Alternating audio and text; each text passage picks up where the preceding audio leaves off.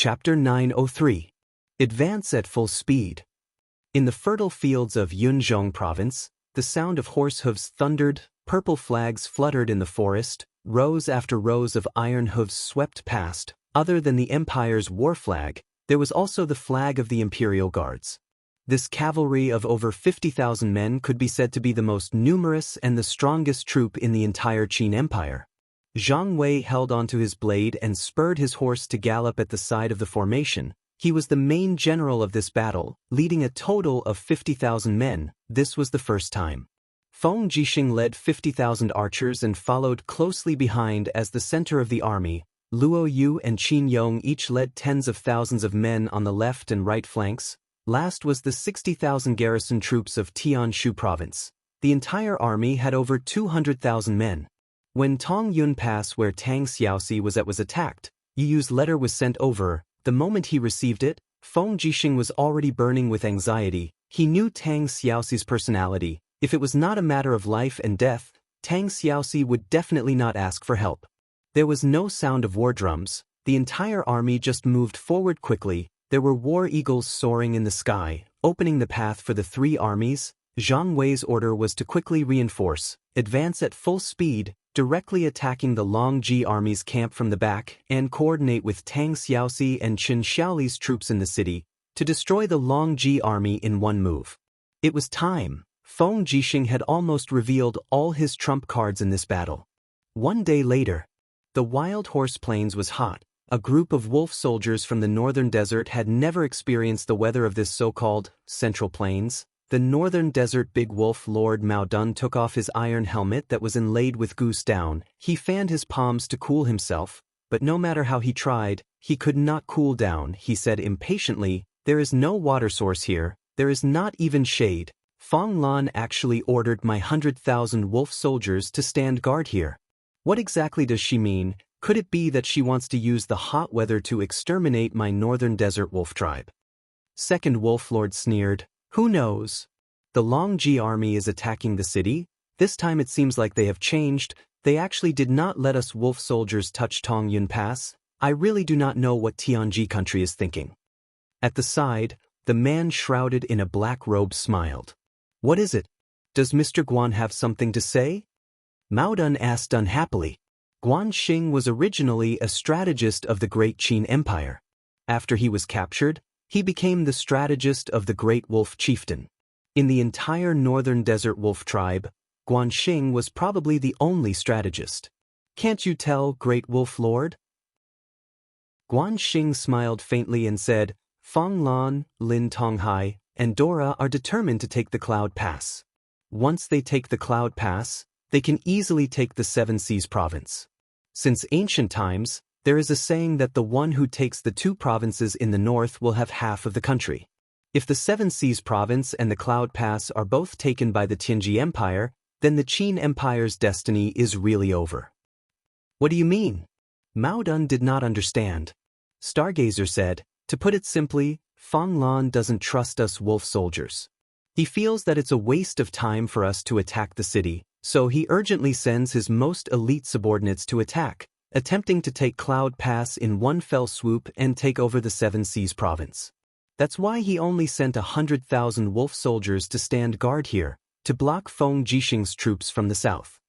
As he spoke, a bright light flashed in Stargazer's eyes, and he said, "Feng Jixing is a famous general that's hard to come by, and his battle formations are famous for being steady and steady. Once Feng Jixing finds out that Cloud Pass has been attacked, he'll definitely reinforce Tang Xiaoxi. At that time, our 100,000 wolf troops will have to face the 100,000 elites under Feng Jixing's command, and at least 100,000 new recruits from Dubhe Province." Big Wolf Lord was slightly stunned. "What should we do? If that Feng Jixing really attacks, how are we going to resist them?" "We can't resist them," Guan Xing said calmly. "The reason why the Tianji Empire is invincible is that they have dragon knights, who can resist the magic crystal cannons of the Qin army, but we don't. Once Feng Jixing uses the magic crystal cannons, magic crystal crossbows and other weapons, I am afraid our wolf soldiers will become the targets of slaughter." "Then what should we do?" Big Wolf Lord was a little flustered. Guan Xing smiled. "There is only one way. to negotiate peace with Feng Jixing. What? Second Wolf Lord immediately drew his sword and said sternly, I knew that you are still loyal to the Qin family, boy. Now you finally show your fox's tail? You want us wolf soldiers to negotiate peace with Feng Jixing? Dream on.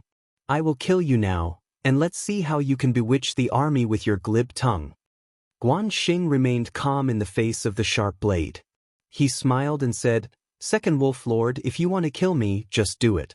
After I die, the 100,000 wolf soldiers will vanish in the blink of an eye. They will be buried with me. The 100,000 wolf soldiers can't even defeat Luo Xian, who is guarding the northern region, let alone Feng Jixing himself. Let me tell you, one Feng Jixing can kill 10 Luo Xian. Second Wolf Lord roared and swung his long sword down. Clang! A sharp sword blocked Second Wolf Lord's long sword. It was Big Wolf Lord's sword. He knocked away the long sword and said coldly, Second brother, do you want the northern desert to be doomed eternally? But big brother. The veins on Second Wolf Master's face bulged and he said, This Guanxing is from the central region and has been influenced by the Qin family's etiquette. He is a slave in his bones. How could he care about the northern desert? Brother, have you ever thought about it? We have 150,000 wolf soldiers on our way here from the northern desert and we have already lost 50,000 of our men. What's more, we besieged the Twilight Rain City and forced the Duke of the North, Luo Xian, to his death. Do you think Feng Jixing would be willing to make peace with his mortal enemy? Not necessarily. Guanxing said fearlessly, Feng Jixing is a hero, he knows what is important and what is not. We all know how strong Feng Jixing's army is. Even if we can destroy Feng Jixing's army with Tang Xiaoxi's force, we will suffer great losses. How are we going to defend against Bai Minghuan's 300,000 soldiers? Big Wolf Lord squinted his eyes and said, Mr. Guanxing, you mean, we do have a chance to negotiate peace? Guanxing nodded and said, but first, Big Wolf Lord has to show his sincerity. Otherwise, with Feng Jixing's personality, he might really kill all 100,000 wolf soldiers, just like Second Wolf Lord said. What kind of sincerity? If I am not wrong, Feng Jixing will definitely order our 100,000 wolf soldiers to turn around and attack the rear of Long Ji's army. Big Wolf Lord needs to make the decision. Should we bet on the Qin family or the kingdom of Tianji? Big Wolf Lord took a deep breath and said, the Qin family. Why, big brother? Why do you think the Qin family will win this war? Second Wolf Lord looked confused. The kingdom of Tianji is militarizing. We have already received news that the celestial pole continent is in chaos. The kingdom of Tianji, the Celestial Empire, and the Blackstone Empire have already declared war on each other. The kingdom of Tianji should no longer be able to send troops to the Shattered Cauldron realm, but the Qin family is still fighting. Lin Muyu, Tang Xiaoxi, Feng Jixing, Wei Chou, and Su Jiantao are all famous generals. The hearts of the people are still on the Qin family's side. If this continues, the kingdom of Tianji will completely retreat from the Shattered Cauldron realm continent in less than 3 years. Maonan had always been barbaric and cruel, but this time, he was calm for once. He even saw the situation so clearly that Guanxing was a little surprised. Big Wolf Lord is wise, you can see through everything. Is that so? Maodan looked coldly at Guanxing and said, since Mr. Guan thinks that we should negotiate for peace, then Mr. Guan shall bring my personally written letter to Feng Jixing's troops to negotiate. We can only succeed in this matter. Failure is not allowed. Guanxing was stunned. At least for now, the wolf soldiers were the Qin family's mortal enemies. For Big Wolf Lord to ask him to negotiate for peace was equivalent to pushing him up a cliff. He could lose his life at any time, but he seemed to have no other choice. Yes, your subordinate understands. He bowed. Men, prepare the brush and ink. Soon, Big Wolf Lord finished writing the letter and handed it to Guanxing. He then said, where is Tuoba Lien? A general hurriedly walked out of the battle formation and said respectfully, your subordinate is here. Please give me your orders, Big Wolf Lord. Led 2,000 wolf soldiers to protect Mr. Guanxing and head to Yunzhong Pass to meet Feng Jixing. You must ensure Mr. Guan's safety along the way. After reaching Yunzhong Pass, don't enter. Mr. Guan only needs to enter the pass. Yes, Big Wolf Lord. Guan Xing felt a chill in his heart. What a good Big Wolf Lord. He never made a losing deal. Unfortunately, Big Wolf Lord did not expect that the frontline commander appointed by Feng Jixing would be Zhang Wei. He did not have so many rules. When night fell, the 2,000 wolf soldiers passed through the Black Forest at high speed. Not far ahead, they saw a dense cluster of torches. From afar, they could even see the fluttering purple Yinhua war flags. It was the Qin army. But it was too late to dodge. The enemy sped up and rushed over like a gust of wind. A general rushed to the front with a long saber in his hand and shouted, "It's the wolf soldiers of the northern desert. We have encountered these bastards. Kill them." It was Zhang Wei. Tuoba Lian hurriedly urged his horse forward. He raised his hand and said, "General, please wait. I am the envoy sent by Big Wolf Lord to negotiate with His Highness Feng Jixing. This is the envoy, Mr. Guanxing, damn you. Chop them all off. Except for the envoy, kill all the others. Keep the war horses." Zhang Wei's eyes lit up when he saw the elite war horses of the northern desert. The empire lacked war horses. The war horses of the northern desert had good endurance and were fast. It was a gift. How could a mere 2,000 wolf soldiers stand a chance against the imperial army's elite cavalrymen?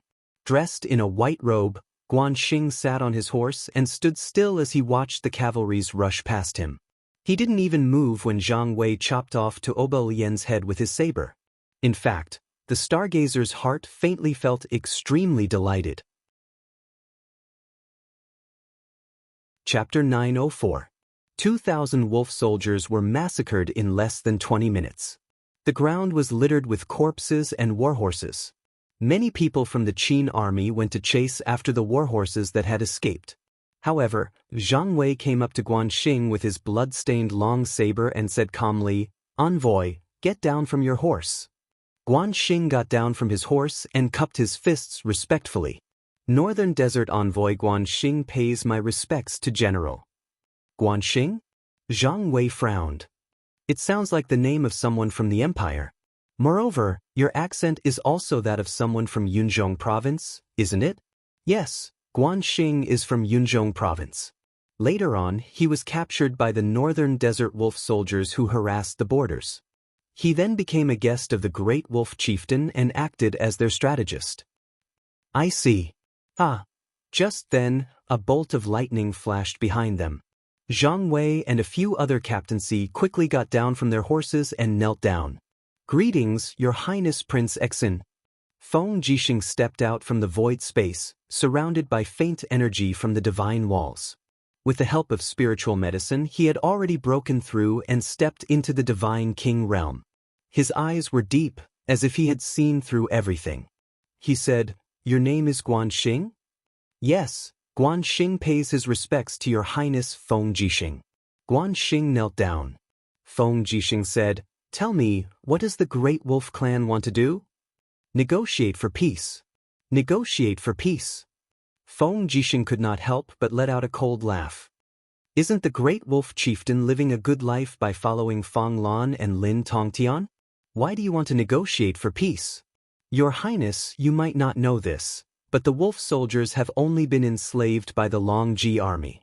They have not truly pledged their loyalty to the Tianji Empire. The wolf soldiers can only eat the leftovers of others and live in houses that are leaky. Every time there is a war, the wolf soldiers are the cannon fodder that will charge to their deaths at the very front. The great wolf chieftain and Fang Lan appear to be united but are actually at odds." Feng Jixing smiled and said, "If that's the case, then we can consider negotiating for peace. Tell me, how does Big Wolf Lord want to negotiate?" Stargazing said, "Big Wolf Master wants to return to the northern desert, but he is under the supervision of the Longji army. So this time, he sent us here to negotiate for peace. We are willing to coordinate with Your Highness and attack the main force of the Longji army from the rear, so that Your Highness's army can be more powerful. The bargaining chip is that after we destroy the Longji army, Your Highness must promise us 100,000 wolf soldiers to leave the Cloud Province and return to our hometown. Return to my hometown? Feng Jixing raised his eyebrows. That seems reasonable. Guan Xing's face lit up with joy. That's good, but it's a pity that the 2,000 wolf guards were killed by your Highness' troops. I'm afraid it'll be hard for me to report back. What's so hard about it? Zhang Wei, immediately send someone to cut off the ears of these wolf soldiers and put them in a sack for stargazing to bring back. Let Big Wolf Master see the consequences of going against our Qin Empire's army. Tomorrow at noon, the wolf soldiers must attack the rear of the Longji army from the east. Otherwise, just wait for my Feng Jixing's army of 200,000 to massacre them. Feng Jixing's words were powerful and resonant. He was not joking but speaking the truth. When dealing with a greedy and cruel ruler like the Big Wolf Master, one must be strong. If one were to be too humble and subservient, then the Big Wolf Master would look down on them. Feng Jixing had been reigning supreme for so many years and could be considered to be very perceptive toward such matters. Not long after, a big sack of ears was placed before stargazing. There was no way it could contain all of them. Otherwise, even the war horses would not be able to carry it. Stargazing was just a strategist and had never seen such a bloody scene before. He frowned and accepted the gift in return. With a grim countenance, he bowed once again and said, "Your Highness Prince Exant, please be at ease. Stargazing will definitely not let you down." Feng Jixing nodded and smiled. When Stargazing led the horse far away, he suddenly said, "Mr. Stargazing, do you have any other instructions, Your Highness?" Stargazing turned his head in the night. "If the Qin army wins this battle, you can follow me and be an advisor to the Imperial Guards." "Yes." Stargazing wore a joyful expression and turned to leave. In the blink of an eye, he disappeared into the night. Zhang Wei looked puzzled. "Your Highness, why does our Imperial Guards need to use such people? This kind of slave who kneels down to foreign races is simply trash. Using such people is a disgrace to our Imperial Guard's reputation. What do you know?" Feng Jixing smiled faintly and said, "Stargazing is someone who is fearless in the face of danger and speaks with great consideration. He is a meticulous person. From his name, one can tell that this person is very strategic. If there are people who don't use them, how can they be worthy of being one of the 3 kings of Great Qin? There's no need to say more about this. After this battle is over, ensure Stargazing's safety. If Stargazing dies, you can forget about living." Zhang Wei turned pale with fright. "Your Highness, are you serious? When have I ever joked? Your Highness, please be at ease. Your subordinate will definitely protect Stargazing's worthless life. Stop talking nonsense. Stop the march and start reorganizing. We'll set off tomorrow morning and attack the southern part of Longji's army. We'll launch a pincer attack with the wolf soldiers and Princess Xi's army, causing Longji's army to be defeated in the north and chase them into the 8 wastelands. Why don't we kill them all but chase them into the 8 wastelands instead?" Zhang Wei was confused again. Feng Jixing felt a little helpless. "I can't explain it to you. Your brain is a complete blockhead. If Your Highness doesn't explain, old Zhang will be a blockhead for the rest of his life. All right, the first reason is that if we attack them from all sides, Longji's army will definitely fight with their lives on the line. At that time, we will at least lose more than half of us. Everyone knows the strength of Longji's army. The second reason is that 8 Wastelands has gone through a few wars and plunder. The farmland has long been barren and the people that were originally ruled by the demon race have lost their homes.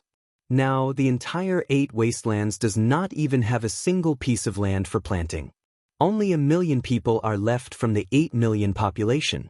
Where would there be any food to feed an army of 150,000? After Longji's army enters 8 Wastelands, they have no food at all. I want them to starve to death in 8 Wastelands. Third reason, once we... Wait, Your Highness. Zhang Wei raised his arm. I can't think straight.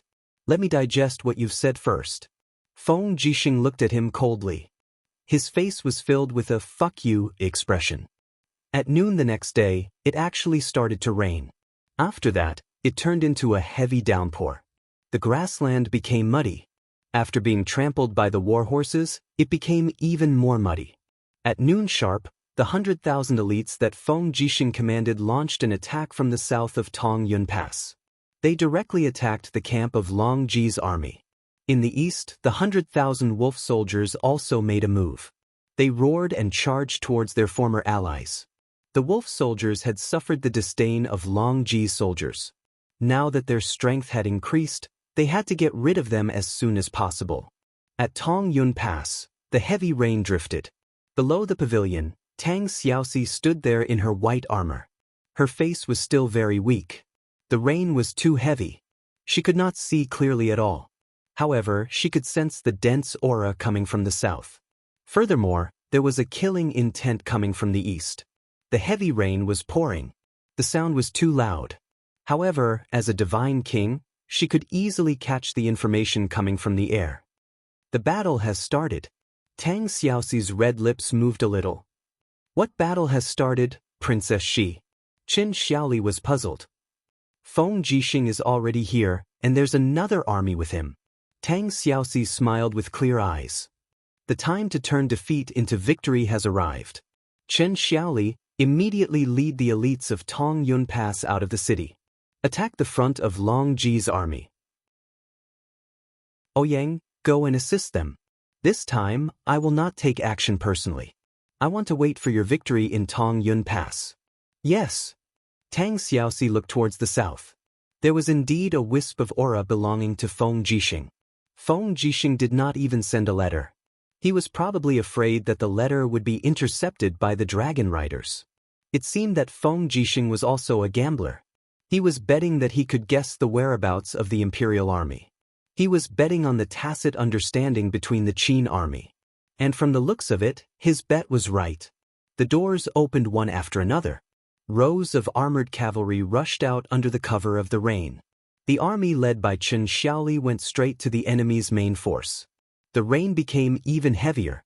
Tang Xiaoxi slowly sat down on the chair and looked at the curtain of rain in the distance. The cool breeze blew the rain onto her snow-white face. She couldn't help but slowly close her eyes and murmur, "We must win. The empire can't afford any more failures." The sounds of killing came from all directions. The surroundings of Long Ji's army camp were in chaos. Fang Lan held onto his sword and mounted his horse. His face was ashen. What is going on? Who is attacking in the rain? Feng Jixing's troops are attacking from the south. Lin Tongtian said. They are attacking from afar. They attack when they come. They do not care about the taboo of the art of war. Feng Jixing is really a weirdo. Where is the east? Why are there sounds of killing? An assistant general said. Reporting to commander. The wolf soldiers are rebelling. They ate all the rations this morning. Not long ago, they attacked our formation with archers. Mao done. Fang Lan roared. You fickle bastard. I, Fang Lan, swear to tear you into pieces. Lin Tongtian rode on the huge dragon and said calmly, Commander, I think it's better to give the order. What should we do now? Once the guards in Tongyun Pass receive the news, they will also launch an attack. We will be attacked from 3 sides, and by then, it will be too late to escape. Head north. We will take Muyu City. As long as we enter Muyu City, we will definitely be able to defend against them. Fang Lan's eyes were bloodshot. Sir Lin Tongtian, Assistant Commander Duo La, please lead your troops to attack. Open a path for our army. Yes. Lin Tongtian cupped his fists. But Duo La was unwilling. The scene in front of her was something she did not want to see. She had already placed her bet on the Tianji Empire. If Long Ji's army was defeated, she would lose too. How could she return to the Western Divine Realm to see Claude? The Dug's spear in her hand shone. Duo La looked at Tongyun Pass from afar. A trace of fear flashed past her eyes. Tang Xiaoxi was the only one who could make her feel threatened. However, Dora didn't know that Tang Xiaoxi was as weak as Immortal right now. Otherwise, she would have made another decision. Chapter 905. After 1 day and 1 night, the heavy rain stopped. Long Ji's camp had been badly mutilated and was in a mess. There were corpses everywhere, and fresh blood mixed with the rain, emitting a strong stench of blood. Long Ji's battle flags were all over the place. The pursuit had yet to stop. Luo Yu, Qin Yong, and the others had already led the cavalry to the Muyu city's passageway to intercept them. Gods seemed to be unable to change anything in this battle. Even though Lin Tongtian, Dora, and the other God State experts had also participated in the battle, they had only killed a few thousand soldiers. They were unable to change the overall situation of the battle. Your Highness, I found it. A soldier held up a commander's flag with the word, Fong, embroidered on it and said, "This is their commander's flag." Feng Jixing raised his hand to take the flag and could not help but smile faintly. They fled in such a hurry that they didn't even want the commander's flag. Other than having a strong military force, the Tianji Empire's commander is really useless. At the side, Qin Xiaoli smiled and said, "Your Highness Prince Exin is really good at commanding." Feng Jixing took a look at him and said, "Qin Xiaoli, you've improved a lot over the years. It can be seen from the few battles at Cloud Pass. Once the Empire recovers, your military position will probably be promoted again. I'll congratulate you first." "Thank you for your guidance, Your Highness." Qin Xiaoli cupped his fists and bowed. He knew very well that if it was not for Feng Jixing's massacre of the Seven Seas Province's generals, he would not have had the chance to make a name for himself, let alone become the commander of a wealthy province like the Seven Seas Province. Just then, an army galloped over from not far away. It was the Wolf Army.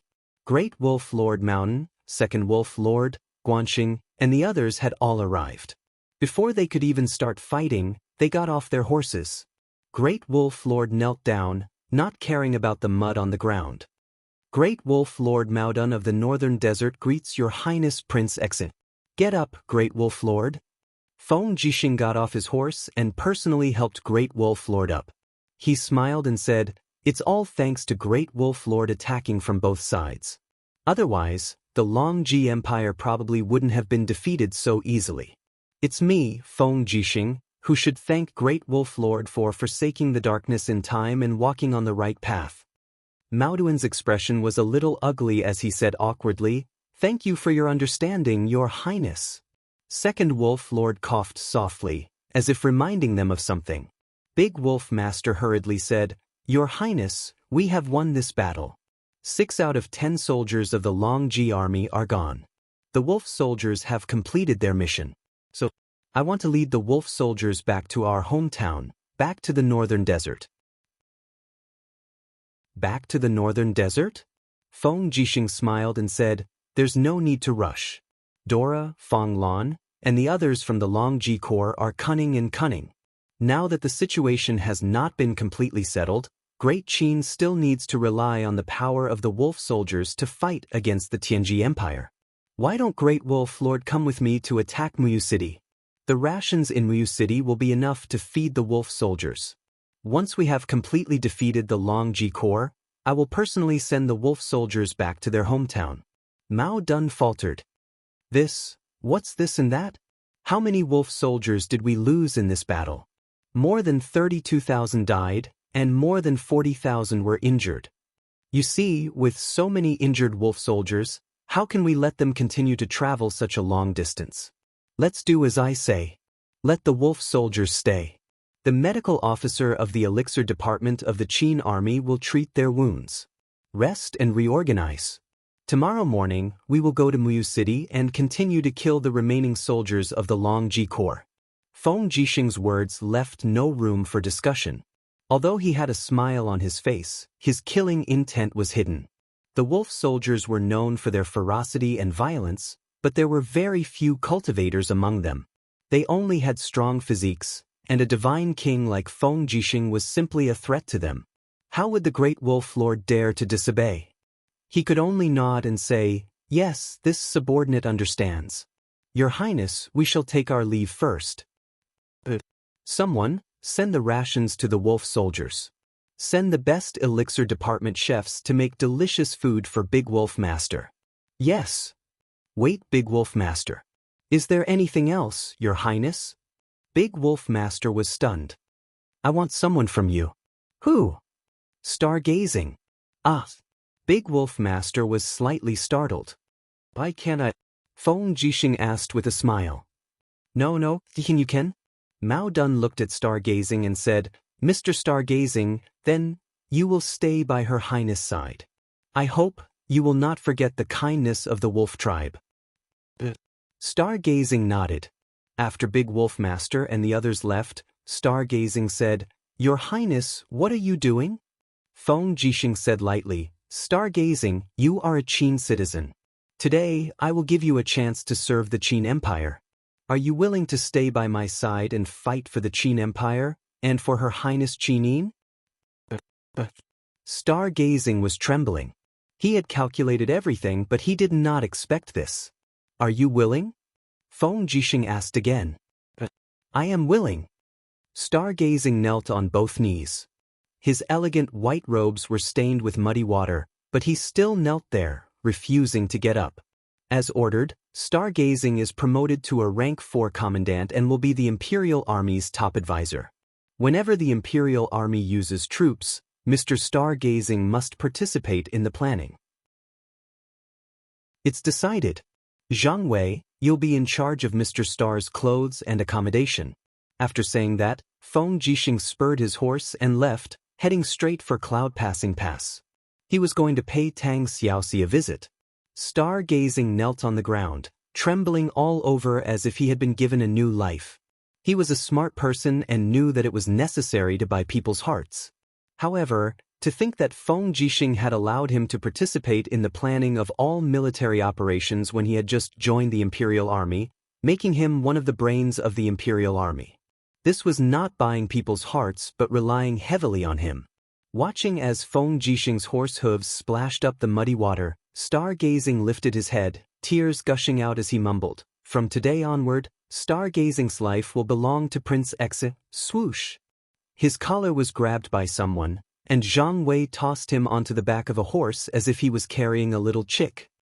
Stop grumbling. You're a man, but aren't you being pretentious? I'm about to vomit because of you. Come with me. I'll prepare a set of Imperial Army attire for you. I feel like hitting someone just by looking at your wolf soldier's scholarly attire. Quickly take it off while I can still hold it in and not hit you. Stargazing was stunned for a moment. However, when he saw how uncouth Zhang Wei was, he did not feel angry. Instead, he felt a little touched. At Cloud Passing Pass, Feng Jixing and Chen Xiaoli walked up the city gates side by side to pay their respects to Tang Xiaoxi. Get up. Tang Xiaoxi smiled and stood up, saying, General Feng, tell me quickly. Have we won? Yes, Prince. Feng Jixing laughed out loud.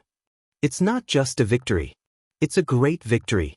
The Longji army has lost close to 70,000 to 80,000 men, and 5 Dragon Knights have also been killed. Other than that, the troops that the Longji army gathered from the various prefectures in the Cloud Province have also been dispersed or incorporated. Princess, don't worry.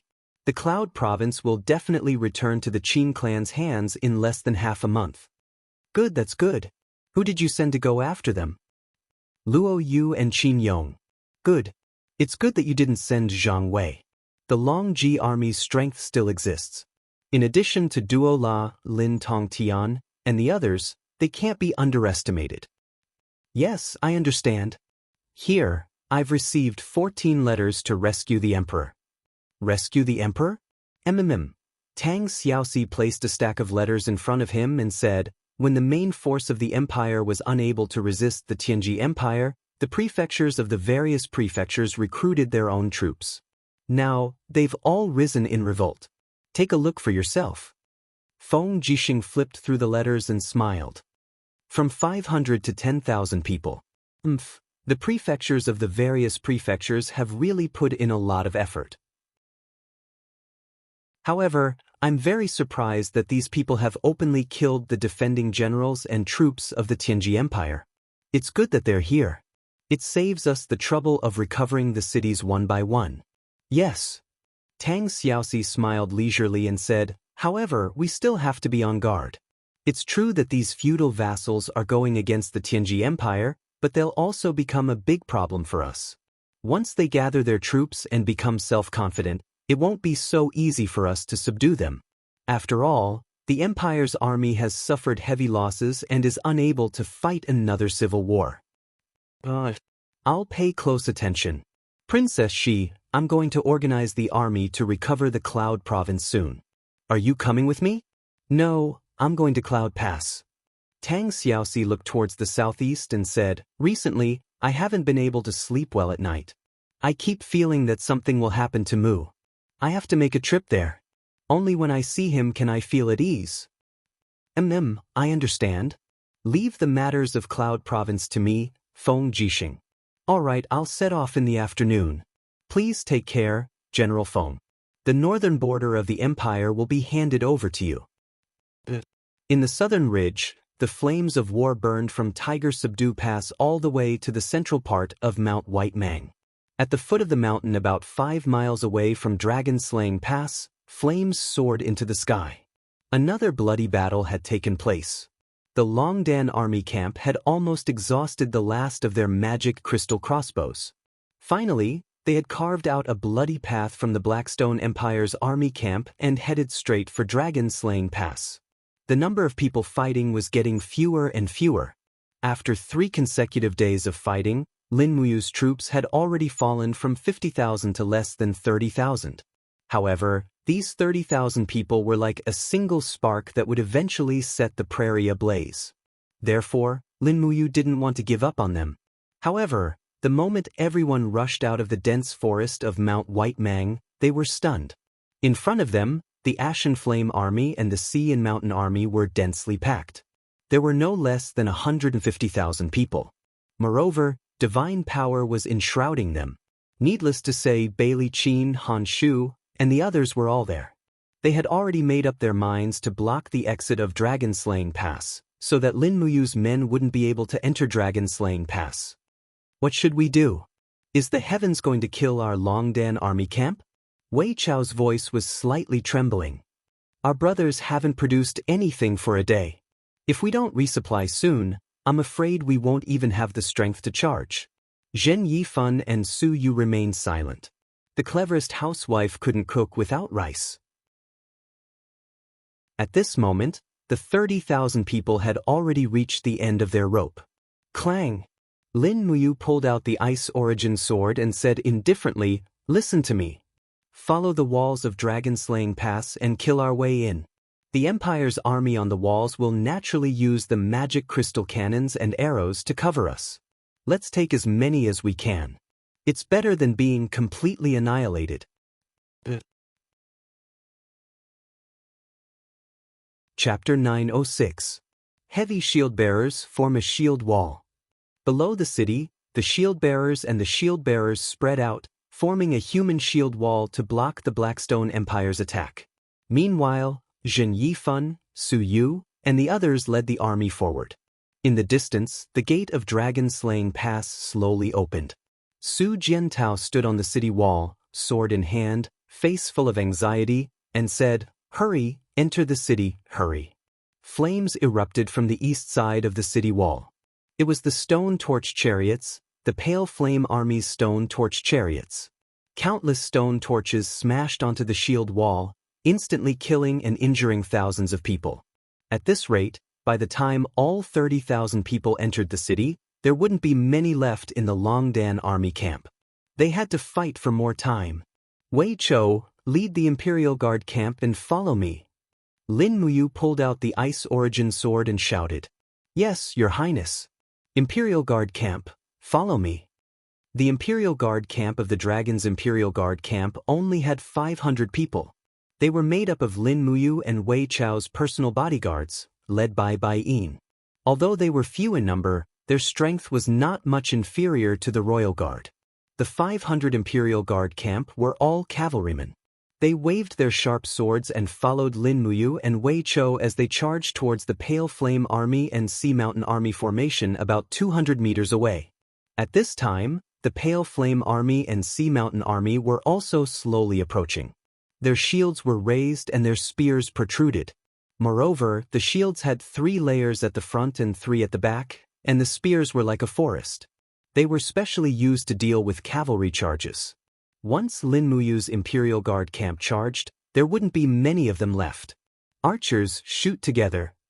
In the crowd, Fu Yu raised his long blade and shouted, "Let that bastard Lin Muyu have a taste of the power of the demon heart arrow." Shoot. In the next moment, arrows came raining down. Lin Muyu, who was riding her horse forward, already understood. She lightly shook her arm and shouted, "Heaven and earth, listen to my command. Ride the wind." Borrowing the momentum of the wind, a strong gust of wind swept across the sky and blew the arrows away. By the time they landed on the armor of the soldiers in the Longdan army camp, they did not have much strength left. They did not even have enough strength to penetrate the skin. Kill! The Ice Origin sword swept out with profound energy from the chaotic light of the common and swiftly tore apart the shield formation and spear formation. In order to cover the retreat of the rest of the people, the 500 guards charged into the enemy formation of hundreds of thousands of people like moths to a flame. They were filled with the passion of a brave warrior who was ready to die. Is that Lin Muyu? On the watchtower of the Zhanlong Pass, Xin stood there in her angelic robe. Her eyes were closed, but she could feel the sharpness of Lin Muyu's aura through her spiritual sense. That was an unruly aura. Even when facing an enemy several times stronger than her, she was not afraid at all. It was as if she had gathered the iron bones of the Qin family's army. Taralin's eyes were blurred as she said faintly, "It is just like the legends say. Lin Muyu is a little different from what I imagined." "How is he a little different?" Xin asked. "He's King Qin, the paragon of the Shattered Cauldron realm, but he's the one leading the charge. He's also very strong, very strong. It's hard to imagine that a god from the lower realm would have such power. However, charging into the formation of Bailey Qin, Han Shu, and the others is like throwing an egg against a rock. Once Bailey Qin attacks, Lin Muyu will end up like a moth flying into a flame." Lake, who was at the side, also nodded, "Yes, that kid is crazy. With such a huge disparity in power, he actually took the initiative to attack?" Su Jiantao held his sword and gritted his teeth. "His Highness Yu is just covering the retreat of the rest of the army into the city. Lord Xin, we can't just sit back and do nothing. I am His Highness Yu's subordinate. If I watch him die on the battlefield like this, I will regret it for the rest of my life. Even if I die, I want to die on the road to kill the enemy with him. Lord Xin, please allow me to lead the army out of the city and fight." "What time is it now?" Xin asked. "There are still 2 hours until noon. Xiang Yu and Ding Shi's troops are not in position yet. We must continue to wait." Xin's long eyelashes trembled slightly and she said, "You all say that he is my lover, but why do I not feel it at all? I don't want to accept a lover that was forced upon me by others." "But Lord, Su Jiantao, don't say any more. Let's wait and see what happens." Taralin clenched her fists and said, "I don't think Lin Muyu will die so easily, right?" Su Jiantao gritted his teeth and shouted in a low voice, "Wang Feng, Zhou Qin, immediately gather our troops in the city. Prepare to fight our way out of the city at my command." The torches and arrows mixed together and smashed into the crowd, injuring the close guard battalion but also injuring the front of the Blue Flame army. Lin Muyu and the rest broke through the enemy's formation like a hot knife through butter and headed straight for the main camp. "Are they going to attack our command camp?" Fu Yu narrowed his eyes. Bailey Qin's gaze was icy cold as he said, "Let him come. I also want to see how powerful Lin Muyu, who is said to possess the Supreme Being Godhead, is. Today either he dies, or we die. If he isn't as powerful as the rumors say, he doesn't deserve to possess the Supreme Being Godhead." Han Shu laughed coldly, "Marshall is right." Right at this moment, 2 dragon riders descended from the sky and swung their swords, releasing sword chi as they shouted, "How dare you attack the main camp? You are courting death." However, the sword chi was repelled before it could land. It was a huge golden gourd wall, and it was Lin Muyu's martial soul skill. The Ice Origin sword danced in the air, and a powerful sword chi was released. It was like a divine weapon as it slashed towards the main camp's war chariot. As long as no one blocked it, This sword chi was enough to tear the entire war chariot apart. Interesting. Bailey Qin laughed heartily. Suddenly, a bright light burst out from his body, and his entire body seemed to grow larger. He punched out and forcefully shattered Lin Muyu's sword chi. The wind from his punch didn't seem to be obstructed at all, and it directly struck the wall of Lin Muyu's gourd wall. Pu, sounds of shattering could be heard.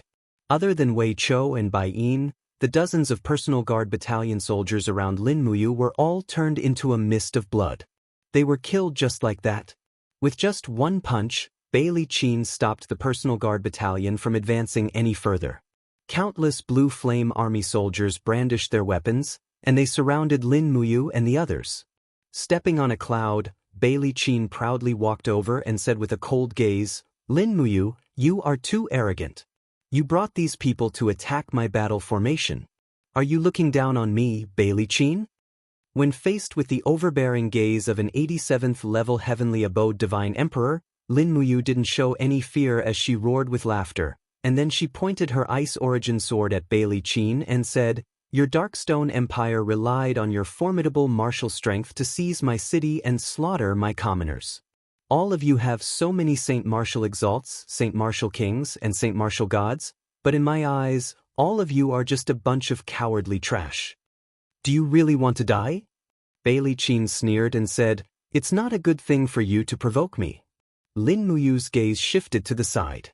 She glanced at the retreating speed of Su Yu, Jin Yifan, and the others, and she couldn't help but feel a chill in her heart. They were too slow. They would need at least an hour to reach their destination. Thus, she clenched her teeth and braced herself to say, "Marshal Bailey Qin, my people are already exhausted. They can't fight against your Blackstone Empire's army. If you really have the dignity and pride of a soldier, do you dare to fight against me?" "Fight against you?" Bailey Qin laughed out loud. "You clearly know that my Blackstone Empire has more than one sacred martial god and sacred martial king, but you still want to fight against us?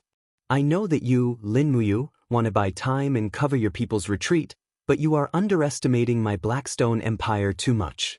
Do you think you and your people can fight against our generals? We will only know after we fight. Alright, I promise you." Bailey Qin's eyes were filled with disdain. He had long regarded Lin Muyu as a turtle in a jar. He waved his hand and said, "Pass down my order.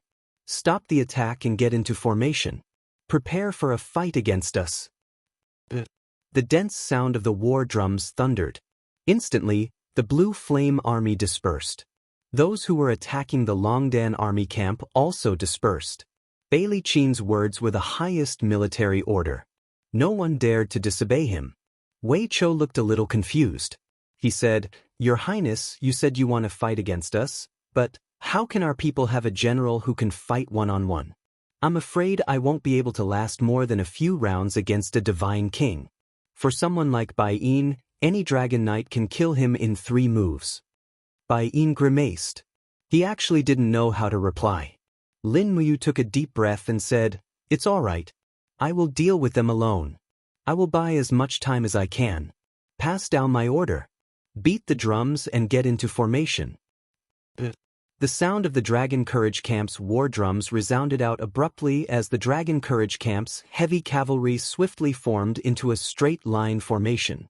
The war drums rumbled as they cheered for their commander, whereas the Darkstone Empire's side did the same as well.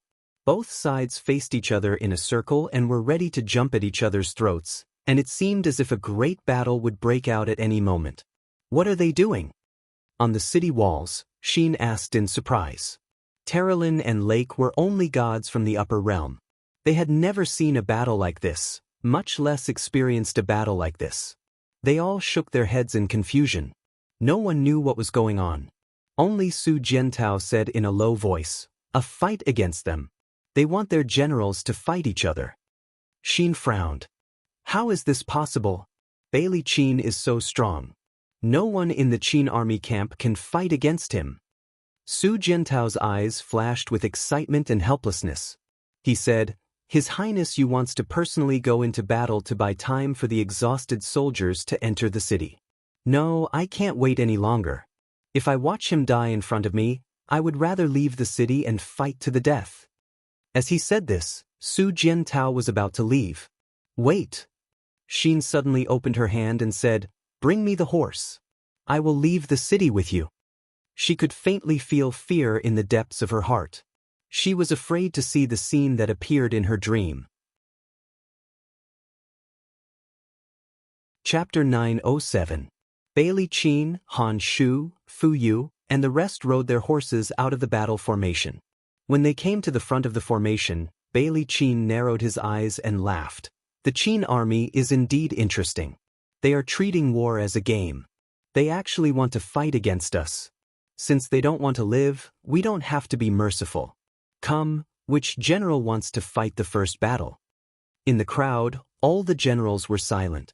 They were all very quiet, because they were afraid to meet the strongest of the enemy, Lin Muyu. Now, everyone knew that Lin Muyu might have already stepped into the Holy King realm. If they were to meet a Holy King realm expert, most of them would only be sending themselves to their deaths.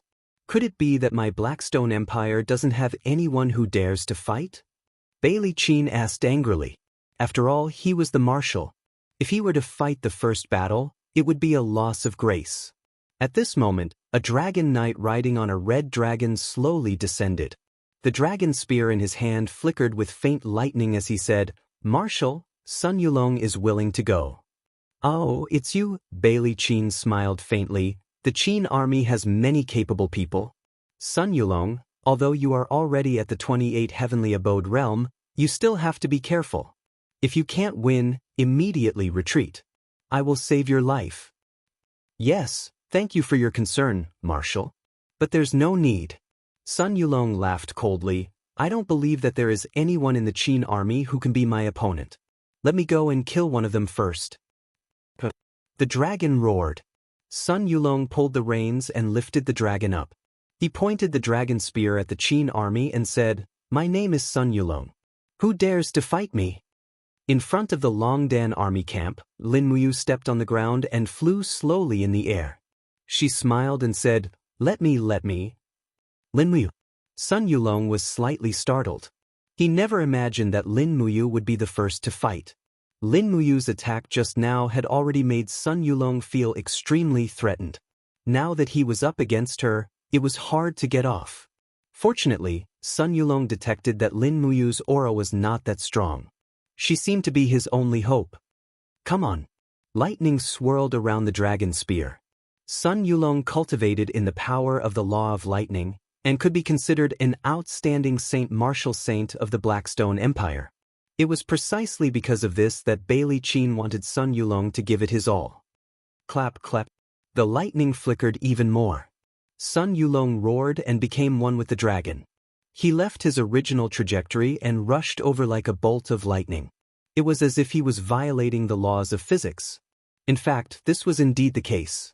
True divine power was an attack that violated the laws of physics. However, Sun Yulong's speed was too slow in Lin Muyu's eyes. It was as if he was moving in slow motion. He had 10,000 ways to avoid his attack, but he didn't. Buzz! The dragon blood battle shield appeared and blocked the sharp dragon spear with a bang. Lin Muyu's body was slightly startled, and he retreated a little, revealing a hint of not being able to endure. Sun Yulong couldn't help but laugh loudly. You're only SOSO. Watch my chain lightning attacks. The dragon spear trembled violently. Sun Yulong's series of attacks flew out, and a series of peng, peng, peng sounds could be heard. Lin Muyu either used the 7 luminaries fairy gourd to block, or used the falling star steps to dodge. After attacking like this for 5 minutes, Sun Yulong actually couldn't find a single opening. However, the Ashen Flame Army and Sea Mountain Army soldiers behind him, who didn't know what was going on, began to cheer. The way they saw it, Sun Yulong had already gained the upper hand. His opponent's highness didn't even have the strength to fight back.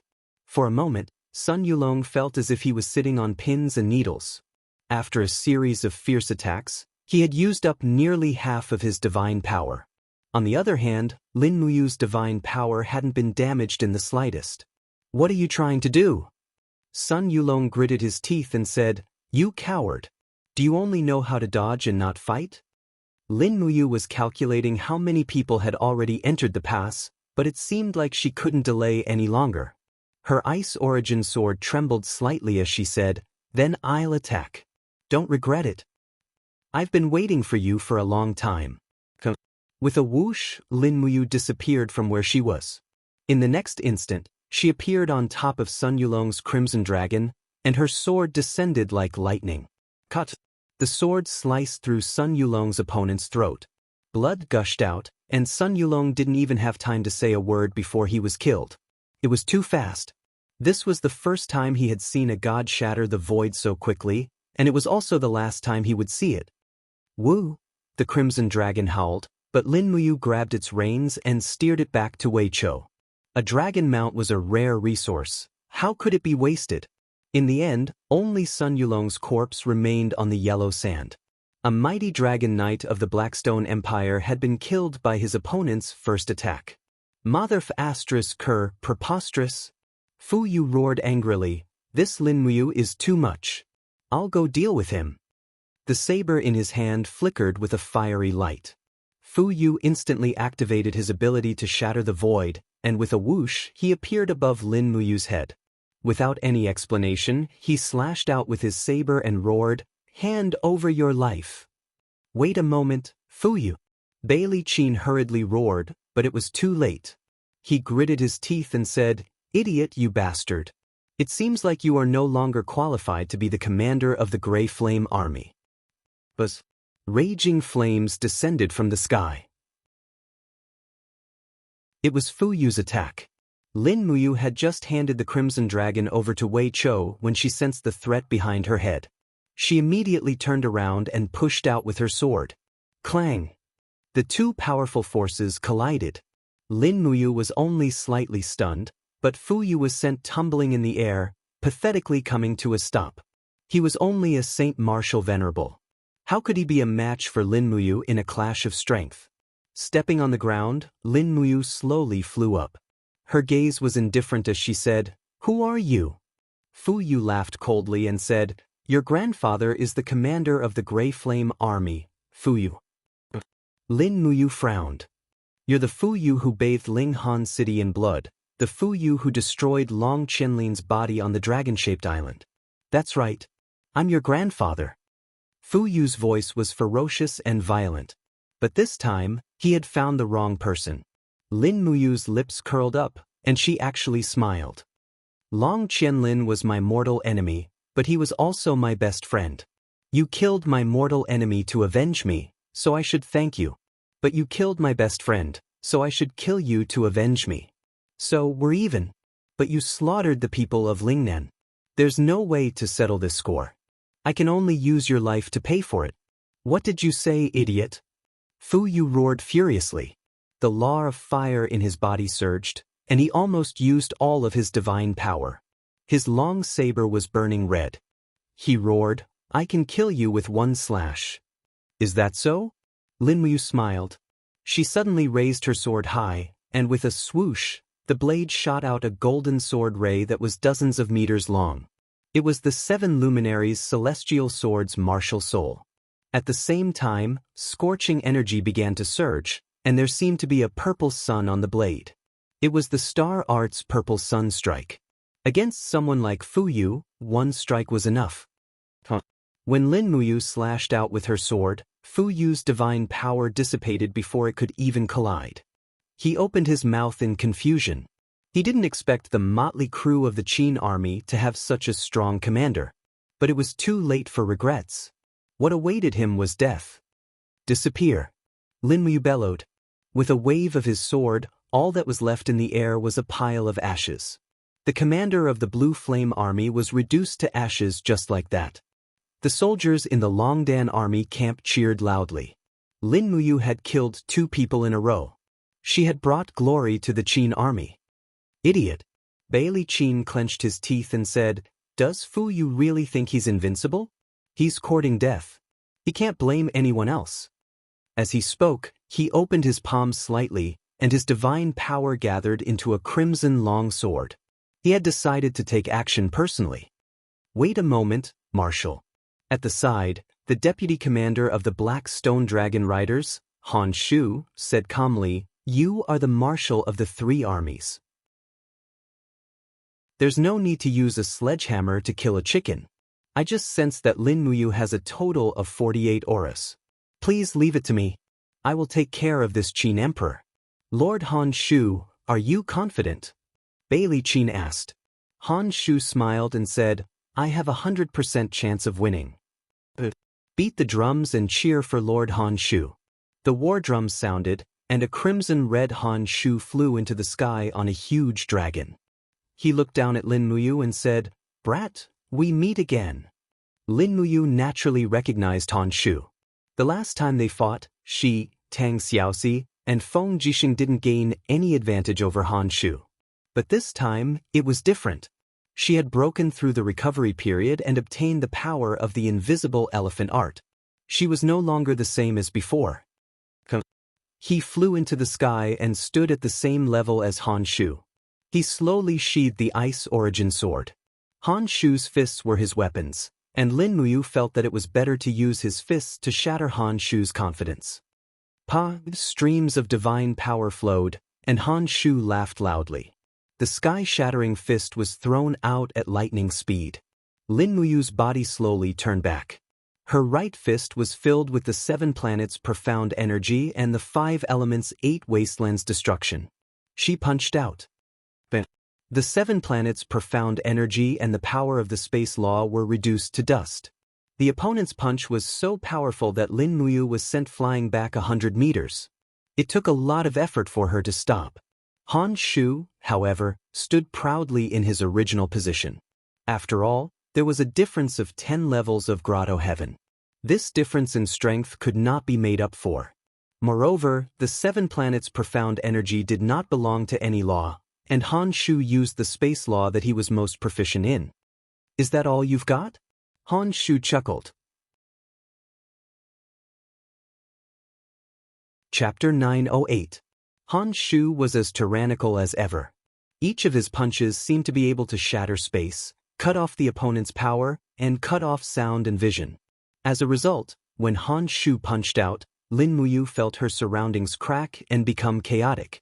She couldn't maintain her senses at all. "Take it. Let's see how many punches you can take." Han Shu waved his iron fists in the air, and his fist energy rained down, heavily bombarding Lin Muyu's Dragon Blood Battle Shield and Divine Wall. He laughed and roared, "My heaven-shattering fist uses spatial divine power as its source, and the power of the planes is constantly stacking. The power of each punch is stronger than the last. I want to see how many punches you can take." Bang, bang, bang. Only the light patterns of spatial cracks and the deafening sounds could be heard in the air. But no matter how Han Shu attacked, Lin Muyu didn't fight back. Instead, she maintained a defensive posture. Not only did she use the Dragon Blood Battle Shield, but she also used the power of the Diamond Body. Her whole body was as indestructible as a boulder. "It's the 37th punch." Terralyn stood in the air next to Sheen and said indifferently, "Han Shu's power has accumulated to a very terrifying level. Right now, any of his punches can shatter a mountain. This is no joke. If Lin Muyu continues to defend passively, his internal organs will be shattered sooner or later. He's underestimating the heaven-shattering fist too much." "It's not underestimating. It's the heaven-shattering fist and Han Shu's power." Sheen's eyelashes trembled slightly. Although his power is strong, it's not above Han Shu's. But if he uses defense to exhaust Han Shu's spirit and power, his chance will come. "Oh, is that so?" Lake was also surprised. Clearly, Han Shu and Lin Muyu were both stronger than him. Even though Lake was a battle angel, he had to view this duel with respect. The soldiers of the Longdan army camp frowned as they watched the battle in the sky. They could only see the shadows of humans and dragons colliding with each other. The punches and the trails of the dragon flames were shocking. However, none of the soldiers of the Longdan army camp retreated because they knew that the person who was fighting with the powerful enemy in the sky was Lin Muyu, the Prince of Qin of the Empire and the real commander of the Longdan army camp. Even he was fighting with his life on the line. How could they cower in fear? "Your Highness," Wei Chou swallowed a mouthful of saliva. He began to worry about Lin Muyu's safety. Sidusun quietly sat on the dragon's back, ready to attack at any time. At the back of the Longdan army camp, the gates of Zhanlong Pass opened. Zhen Yifan and Su Er's troops entered the city to take refuge, while a large number of infantry and cavalry left the city at the other exits. Su Jiantao was quietly preparing a counterattack. Su Jiantao originally had 30,000 troops under his command. Adding the garrison of Lingnan province, he controlled close to 100,000 troops. In addition to the 10,000 soldiers of the Longdan army camp, it was enough to challenge the Blackstone Empire's army outside the city. Moreover, there was also the 25,000 well-equipped Xin Corps. At this moment, the situation on the battlefield suddenly changed. Everyone could only see a figure flying in the air, accompanied by Lin Muyu's low shout, "Heaven and earth, heed my command." Then, they saw Lin Muyu holding a frosty fist in her hand, colliding heavily with Han Shu's fist. Ping! The earth trembled, and the sound of the two fists colliding was deafening. This time, Han Shu's attack was interrupted, and his fist trembled as he retreated tens of meters. He stared at Lin Muyu, dumbfounded. This time, Lin Muyu's strength seemed to have undergone a complete transformation. Not only did she have the cold power of ice, but she also had the aura of a mountain. The formless elephant art combined with the astral arts was just that strong. Lin Muyu's figure suddenly changed, and she used the falling star steps in midair.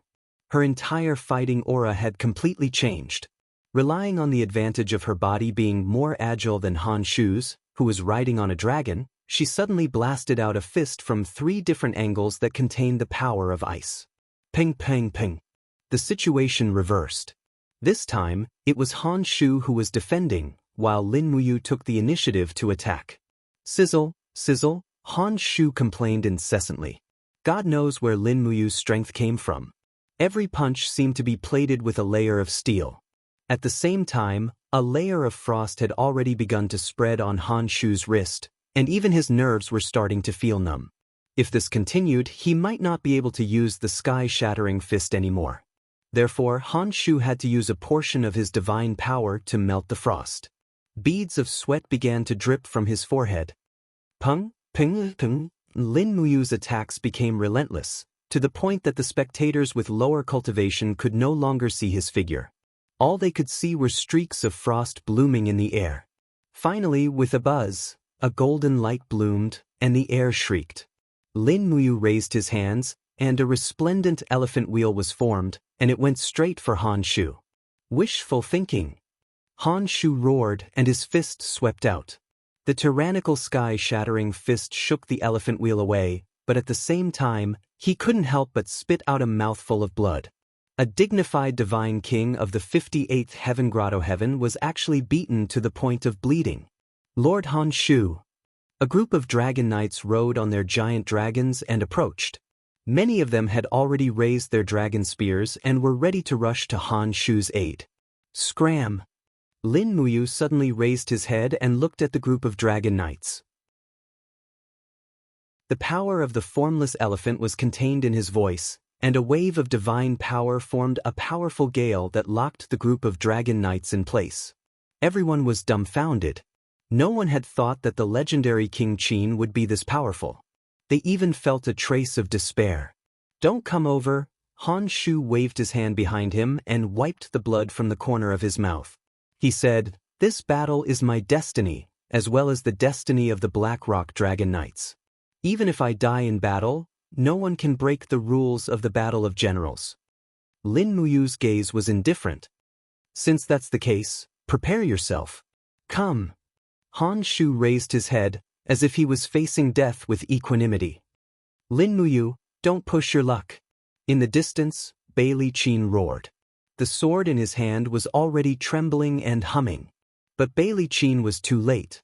He was at least 300 meters away from the battlefield, and the area around him was filled with a strange force field. He was unable to break through space.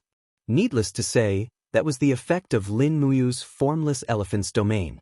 The surrounding air surged towards him. Lin Muyu swung his right fist backwards. His entire body was like a taut bow, and blue energy gathered on his fist. Han Shu's voice was trembling. The prelude to Lin Muyu's attack had already made him tremble. 100 fists of destruction. Han Shu unleashed his strongest move, his body exploding madly towards the sky. But Lin Muyu's attack landed at the same time. The 6 planets' tribulation. Boom. The light from the 6 planets kept attacking, like a baptism from the gods. Moreover, there were also elephant wheels within the light.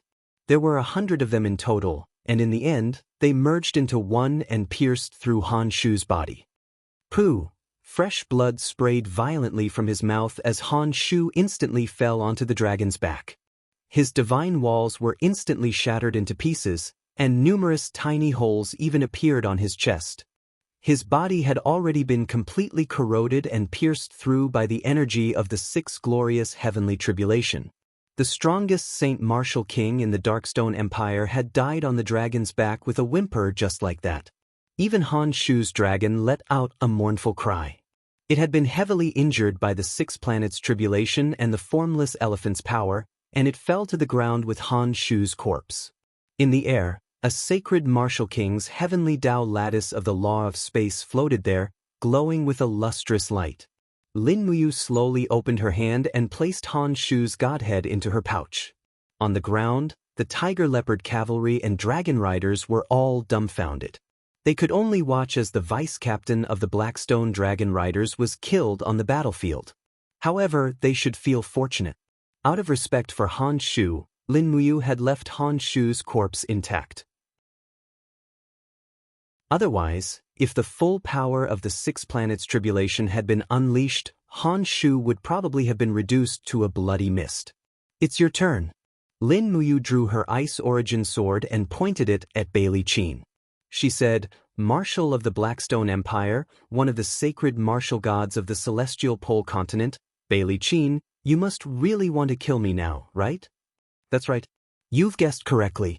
Bailey Qin stepped through the air, and the sharp sword in his hand shone brightly. His face was expressionless as he said, "What a good Lin Muyu. You're decisive in killing. You killed my beloved General Han Shu in the blink of an eye. You really have some tricks up your sleeve." "Marshal, are you praising me?" "You can say that." Bailey Qin sneered. "However, you only managed to kill Han Shu by relying on the supreme god force of your supreme godhead. Without this supreme godhead, what are you?" Lin Muyu smiled. "It seems like you've taken a fancy to my sovereign godhead." "That's right. I wonder if His Highness King Qin is willing to part with it." "That will depend on whether the marshal has the ability to take it." "Arrogant!" Bailey Qin roared. He didn't give Lin Muyu any time to react. He raised the sharp sword in his hand and slashed down. It was extremely fast, and a heavy feeling sealed off the surroundings. He didn't give Lin Muyu any chance to dodge. A true expert knew how to make full use of their strength, and Bailey Qin was such a person. She couldn't move with the falling star steps, but this seemed to be within Lin Muyu's expectations. If Bailey Qin didn't have such a method, he probably wouldn't be able to stand up against an expert like Longxi of the Thunderblaze sect in the Blackstone Empire. She raised her ice origin sword horizontally, and the sword's blade was wrapped in the dense light of the 7 luminaries' celestial sword. Lin Muyu's left hand pressed against the sword, using her strongest strength to block Bailey Qin's attack. Clang! The 2 swords clashed, and Lin Muyu fell from the sky. Her body was dragged along the trajectory of the space, as though she had fallen into a huge net. After she forcefully stabilized herself in the air, the blood in her body was already in a mess. Bailey Qin was indeed an expert at the 3rd level of the God Emperor realm. Chapter 909. Break for me! Bailey Qin roared and slashed 3 times in a row.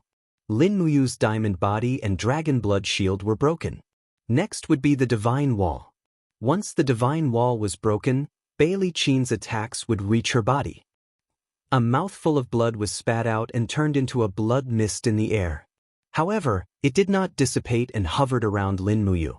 On the ground, countless soldiers in the Longdan army camp were terrified. Everyone could see that Lin Muyu was no match for Bailey Qin. The difference in their strength was too big. Your Highness.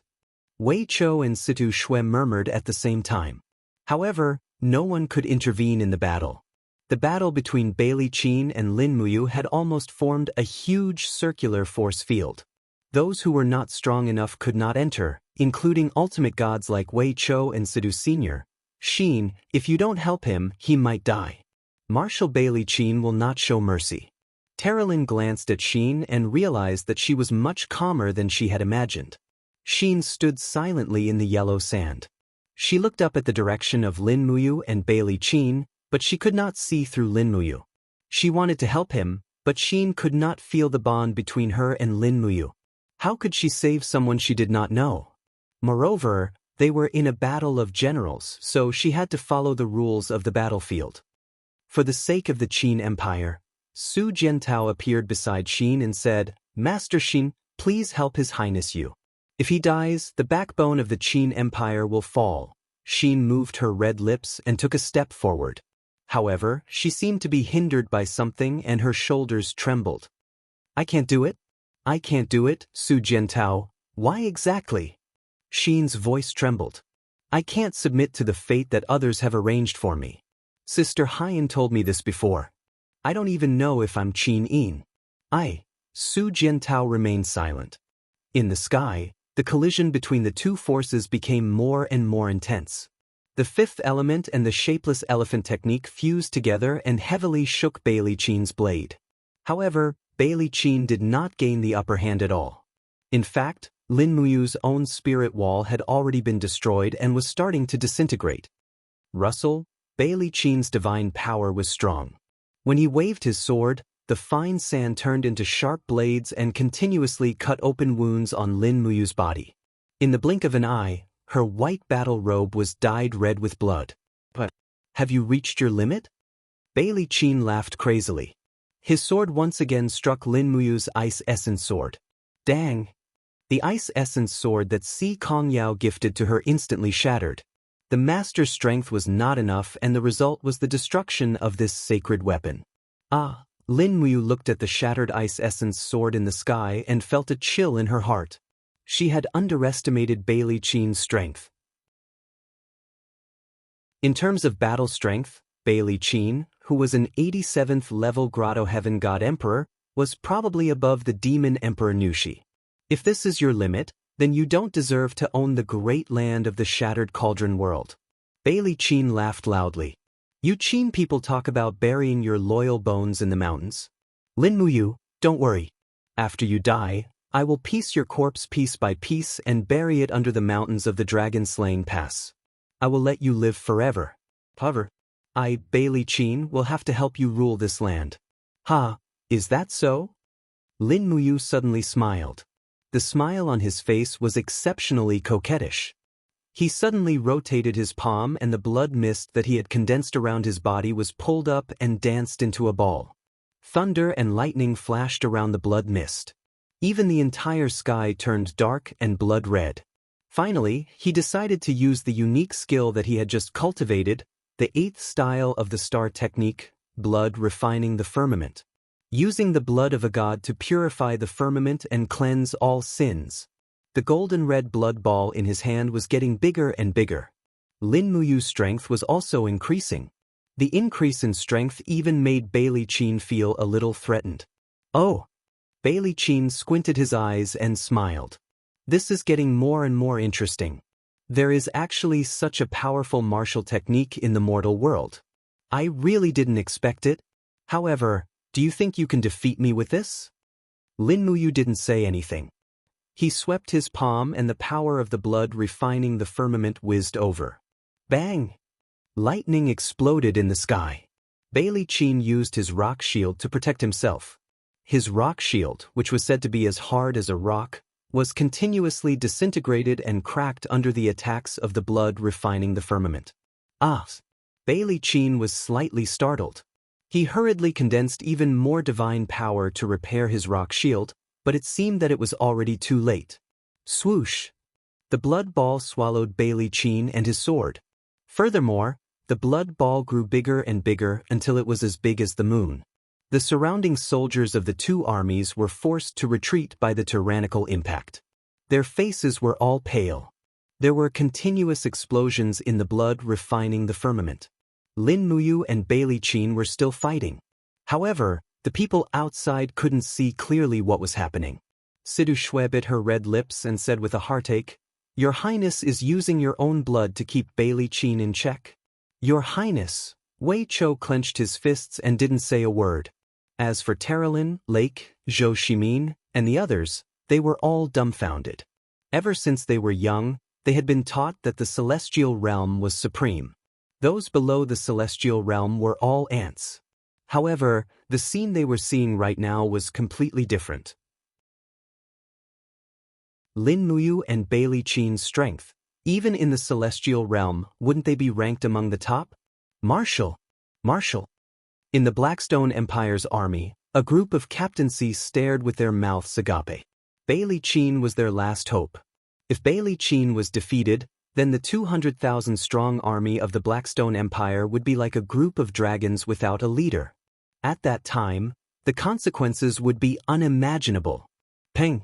Finally, a corner of the blood ball formed by the blood refining the firmament exploded. Resplendent golden light shone from within. Following that, the entire blood ball began to collapse. The result was clear. Bailey Qin stood proudly in the sky like a god. He raised his sword and pierced through Lin Muyu's abdomen. Lin Muyu had been defeated. Everyone turned pale with fright. The soldiers in the Longdan army camp were even more terrified. Many of them were already crying. "Your Highness! Your Highness, don't." However, Lin Muyu wasn't completely unconscious. A bright moonlight flashed in her palm and landed heavily on Bailey Qin's shoulder. It was the falling moonstream. Bailey Qin spat out another mouthful of blood. He swung his sword and slammed Lin Muyu's body onto the ground. Lin Muyu's body was covered in blood as she fell onto the yellow sand. At the same time, blood splattered everywhere. Terralin, Xin, and the others were all stained with some of it. "Your Highness! Your Highness!" Wei Chou, Sidusin, and the others hurriedly rushed over. However, at this moment, a whimpering sound suddenly rang out from behind. It was Xiyin. Her flawless face seemed to be on fire as streaks of blood-red flames flickered in and out of nowhere. Lin Muyu's blood had splattered onto her face. Xin was in so much pain that she whimpered. Her skin was burning inch by inch. The pain was unimaginable. However, she didn't know why this was happening. Why would Lin Muyu's blood resonate with the blood in her body? At that moment, Lin Muyu slowly raised her head and saw an unforgettable scene. The young girl was dressed in strange clothes. Her eyes were closed and she was moaning in pain. Her appearance and posture were exactly the same as the person she missed. "Xiaoyin, is that you?" Lin Muyu murmured. Xin gritted her teeth and energy surged from the depths of her body. She whimpered and an unknown power quickly broke through the limits of her blood and broke out of her body. They were golden chains, the god-binding chains. At that moment, countless images appeared in Xin's mind. The scenes of the past, the laughter, the crying, all appeared in her mind. She remembered everything. In the air, Bailey Qin's voice sounded. He held his sword with both hands and descended. The long sword pierced through Lin Muyu's back and pinned him to the ground. Blood flowed down the blade of the sword. Lin Muyu endured the heart-wrenching pain, but she still raised her head and looked in Qin Yin's direction. Tears flowed down her cheeks. "Xiaoyin, don't, Xiaoyin." Xin's body trembled and she suddenly opened her eyes. Instantly, the flaming eyes shone brightly and swept across the battlefield. She looked at the familiar scene in front of her and suddenly shouted from the bottom of her heart, "Let him go, let him go." "What did you say?" Bailey Qin looked at her arrogantly. Xin's figure had already turned into a bolt of lightning. The stellar sword pierced through the air and slashed towards Bailey Qin's shoulder with unparalleled power. Shi Yan's 7 slashes. The third strike, destruction. Even someone as strong as Bailey Qin was slashed and rolled on the ground, blood spurting from his mouth. Xin brushed past Lin Muyu, who was kneeling on the ground. The two of them stood back to back. Suddenly, a ray of light shone brightly. Lin Muyu cried out in pain. The God-binding chains in her body seemed to have been triggered and broke out of her body. The God-binding chains in Xian's body also responded to each other. The multiple God-binding chains in her body pulled and fused with each other, lifting their bodies up and binding them back to back. The resonance of their bloodlines triggered the resonance of heaven and earth. The light in the sky flickered. Is it really you? Lin Muyu's voice was weak. I don't know, maybe it's me. Xian replied, but her tears could not stop flowing. Tell me, quickly tell me, everything. Lin Muyu coughed violently and said, I have been waiting here for you, waiting for you to come back. Whether you remember me or not, I will continue to wait. I know the pain of the 6 paths of reincarnation. I will keep my promise to Emperor Father and continue to wait. Whether you love me or not, you will always be my Xiao Yin. You are worthy of me protecting you with my life. Xian's mind instantly became clear. She had completely remembered everything. Silly girl, if you protect others like this, who will protect you? Her tears fell like rain. She cried and said, I am Qin Yin. I am Qin Yin. I remember everything. Lin Muyu, from today onwards, I, Qin Yin, will protect you.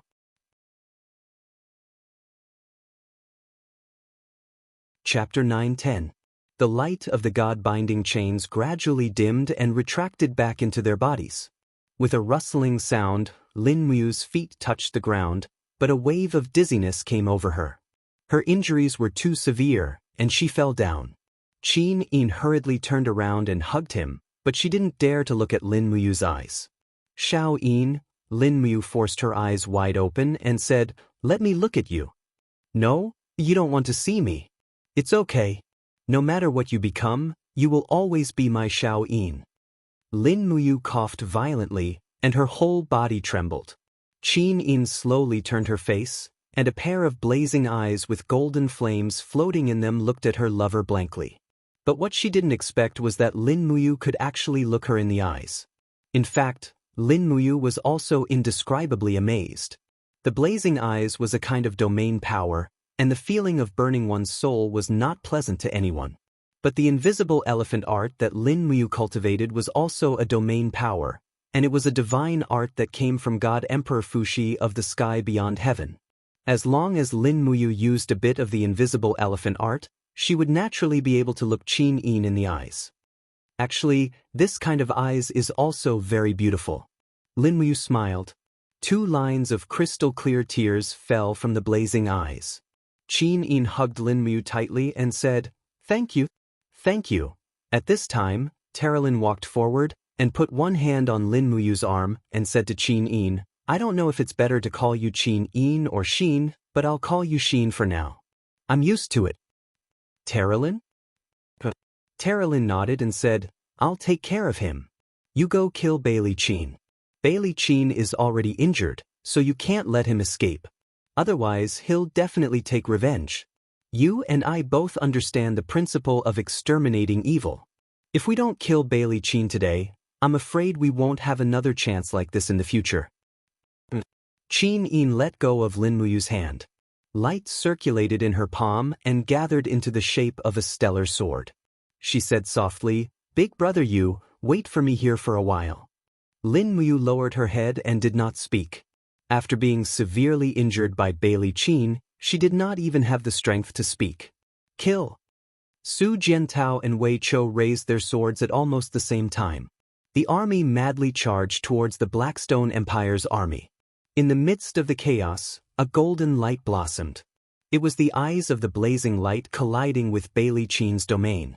Immediately after, tens of sky dragon crystals fell, and Shi Yan's 7 slashes swept across the battlefield. Lin Muyu and Terralyn stayed where they were, watching the battle from afar. Before the 50th round, a heart-wrenching wail came from the sky. It was Bailey Qin's voice. Pieces of broken rock walls fell from the sky like rain. This meant that Bailey Qin's godly power was already disintegrating. After another 50 rounds, the clouds in the sky exploded with a shocking light. A figure fell from the sky. It was Bailey Qin's body, but it was headless. Pa! In the energy screen that shattered the void, Qin Yin appeared beside Lin Muyu, holding Bailey Qin's head in her hand. "Give it to me," Terralyn demanded. Qin Yin nodded her head. A few seconds later, Terralyn carried Bailey Qin's head and flew into the sky. She raised the head high and said with a voice as loud and clear as the descent of a deity, "Bailey Qin was cruel and vicious. He has been killed. Soldiers of the Blackstone Empire, give up resisting. You have already lost." Originally, the more than 200,000 soldiers of the Blackstone Empire had the upper hand.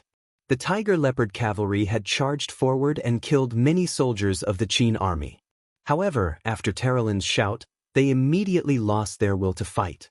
Bailey Qin was not only the Blackstone Empire's marshal, but also one of the two sacred martial gods. He was the military god of the Blackstone Empire and the symbol of military strength.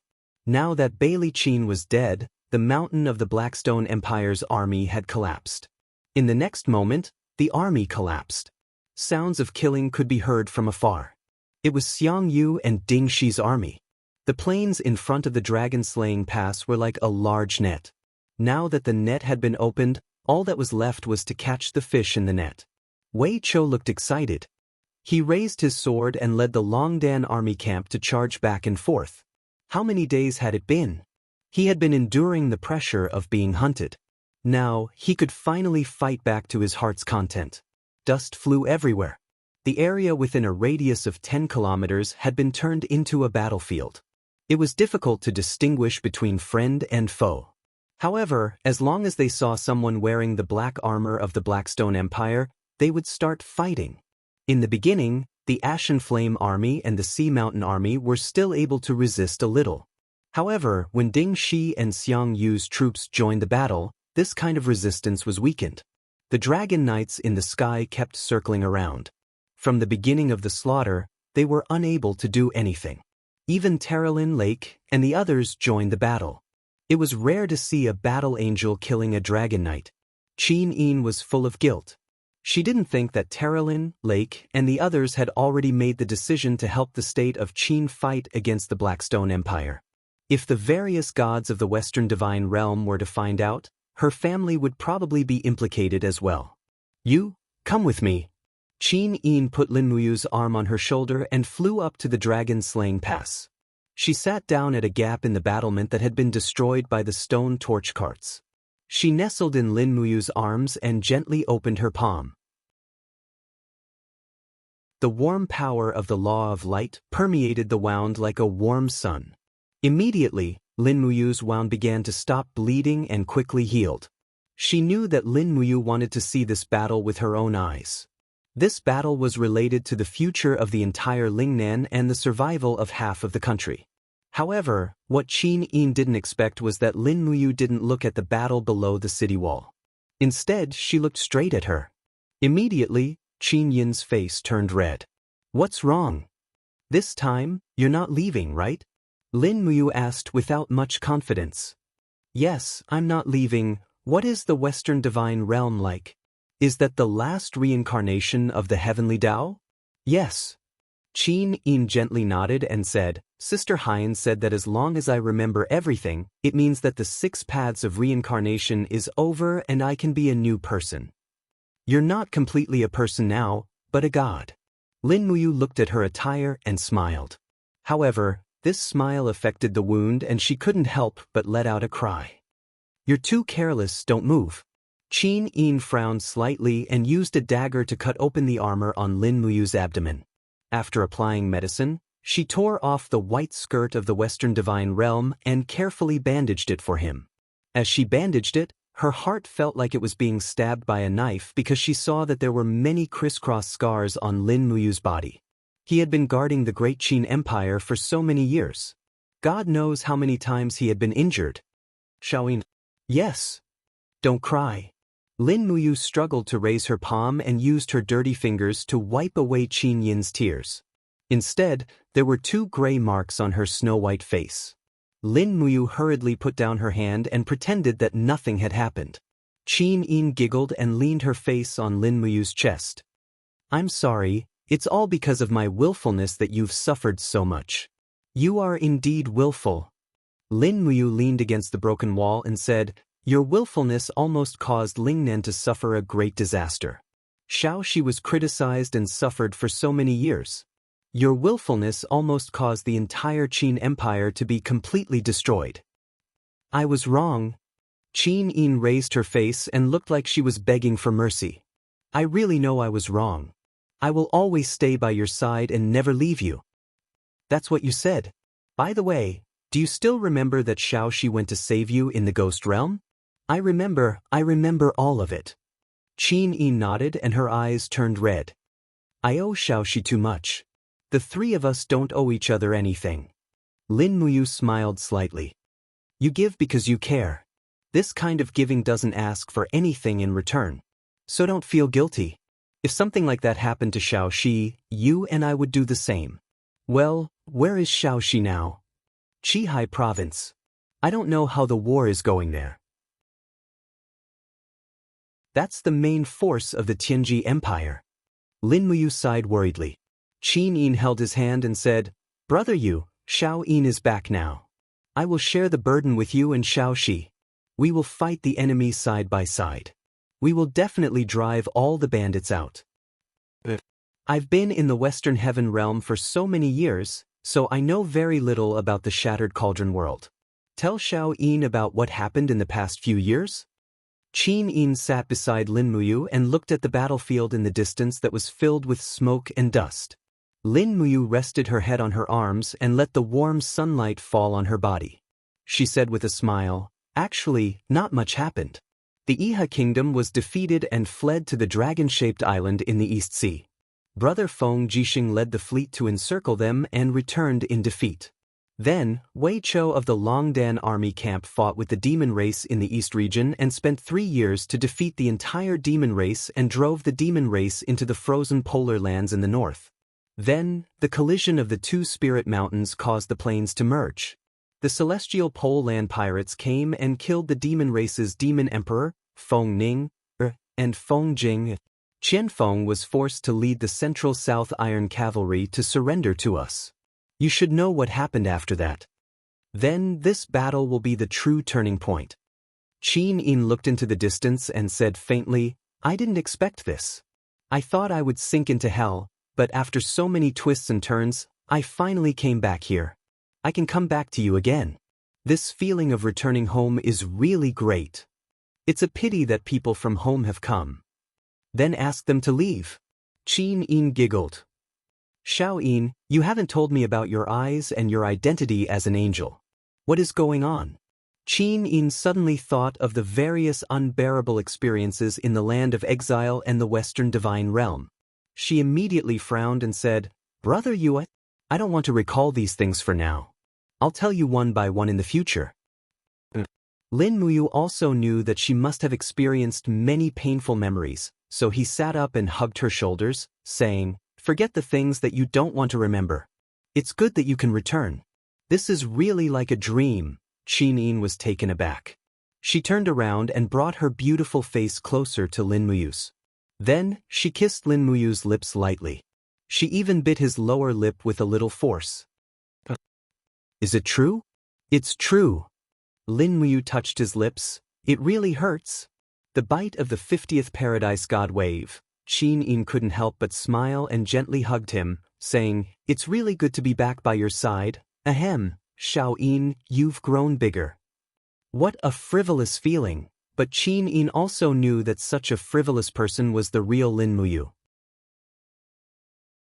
In front of others, he had to put on the airs of the Qin Emperor, but in front of her, he could be his true self without any scruples.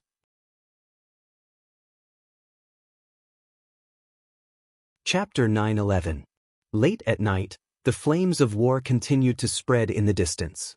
From Zhanlong Pass all the way to Linghan City, there were scenes of killing and killing everywhere. There were over 10,000 people in the Longdan army camp, plus the 100,000 people under Su Jiantao, Xiang Yu's troops, and Xin's troops.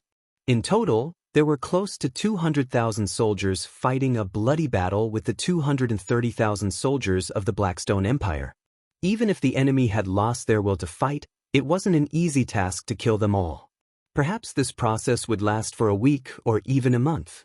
All the generals seemed to have a tacit understanding to not leave any captives. After the invasion of the Blackstone Empire, they would massacre most of the cities they passed through. In Linghan City alone, they had massacred close to 100,000 civilians. The originally prosperous Linghan City had countless villages and towns within 100 kilometers, but now it had become a desolate and uninhabited land. There were even many places where the corpses hadn't completely rotted yet. The relationship between the Qin Empire and the Blackstone Empire was that of mortal enemies with no room for negotiation. Therefore, they wouldn't leave any captives. The Blackstone Empire was completely annihilated, and the order given by Lin Muyu was the same: leave no one alive. The remaining 20 or so dragon riders of the Blackstone Empire had already lost their will to fight. They flew away from the mainland and returned to the celestial pole continent. Meanwhile, the tiger leopard cavalry on the ground were gradually retreating under the sharpness of the magic crystal crossbows and white drill arrows. The outcome was already decided. At night, the Zhanlong Pass residence was brightly lit. Servants and workers came in an endless stream. Wei Chou left Bai Yin and a group of guards to protect Lin Muyu. Meanwhile, Xin was protected by Terralin, Lake, and the others.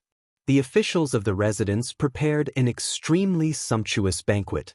Firstly, it was to welcome Lin Muyu, and secondly, it was to celebrate the return of the Empress Qin Yin to the world.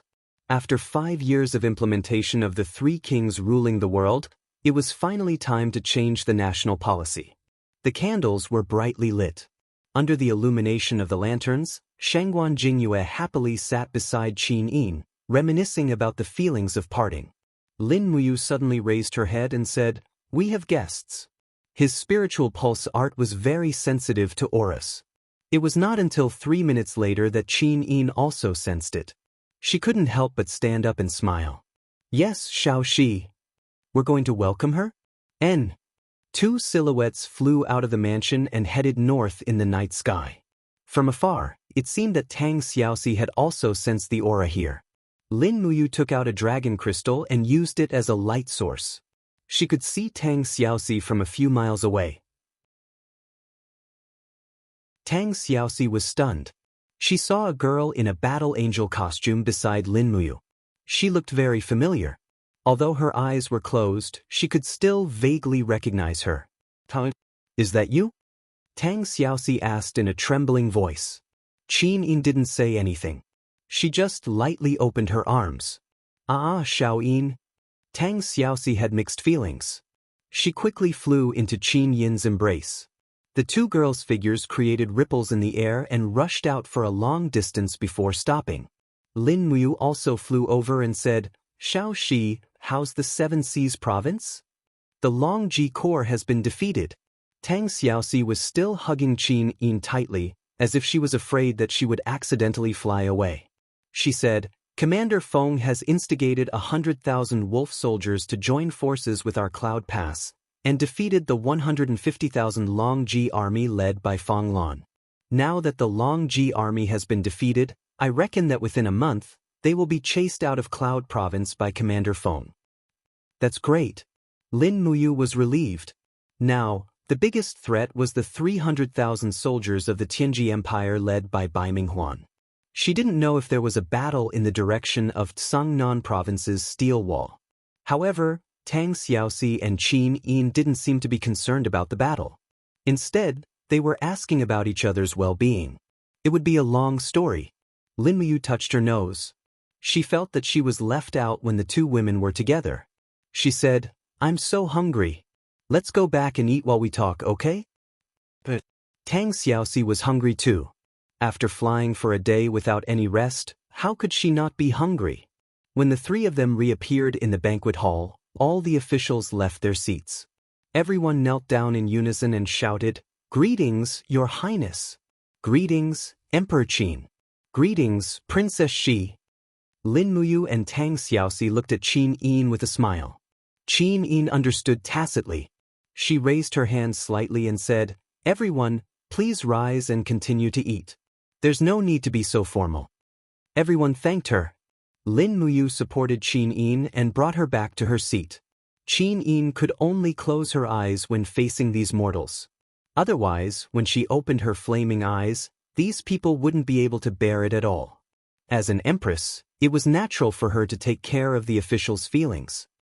Halfway through the banquet, there were hurried footsteps outside. Su Jiantao walked in wearing a blood-stained armor.